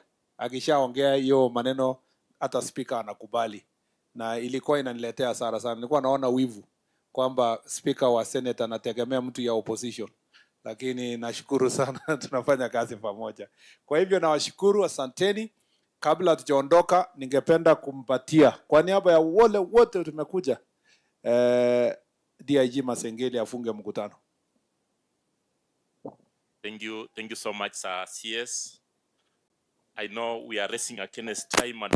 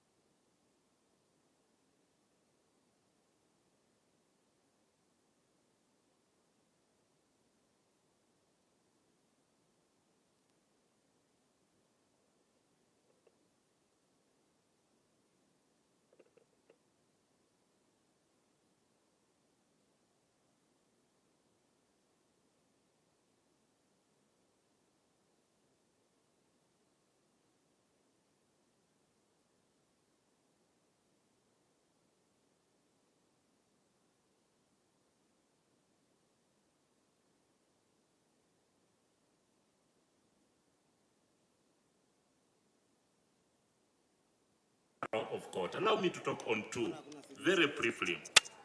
Sir, when the sender does not hold, things will fall apart. I'm just asking the security agencies, let us not let the sender fall apart, because when the sender falls apart, the security will be in chaos. The Mwananchi will not be safe anymore. And it's us now that we have to bring discipline and order in the Mwananchi that prevails all time, always. We have to ensure we go with the community policing, we partner with the community for their own safety.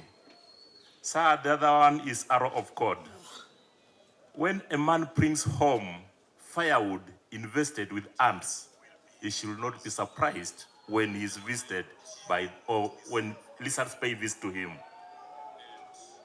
Reasons, they are looking for the ants that are invested in the firewood. This one is just a calling for us that the security proverb warns us that those not sensitive with the security, early warnings, if you harbor the criminal as the community, at the end of the day, crime will thrive. And when crime thrives, that will be the end of some orderliness in that area. Thank you, sir. May I just submit that, and may God bless you.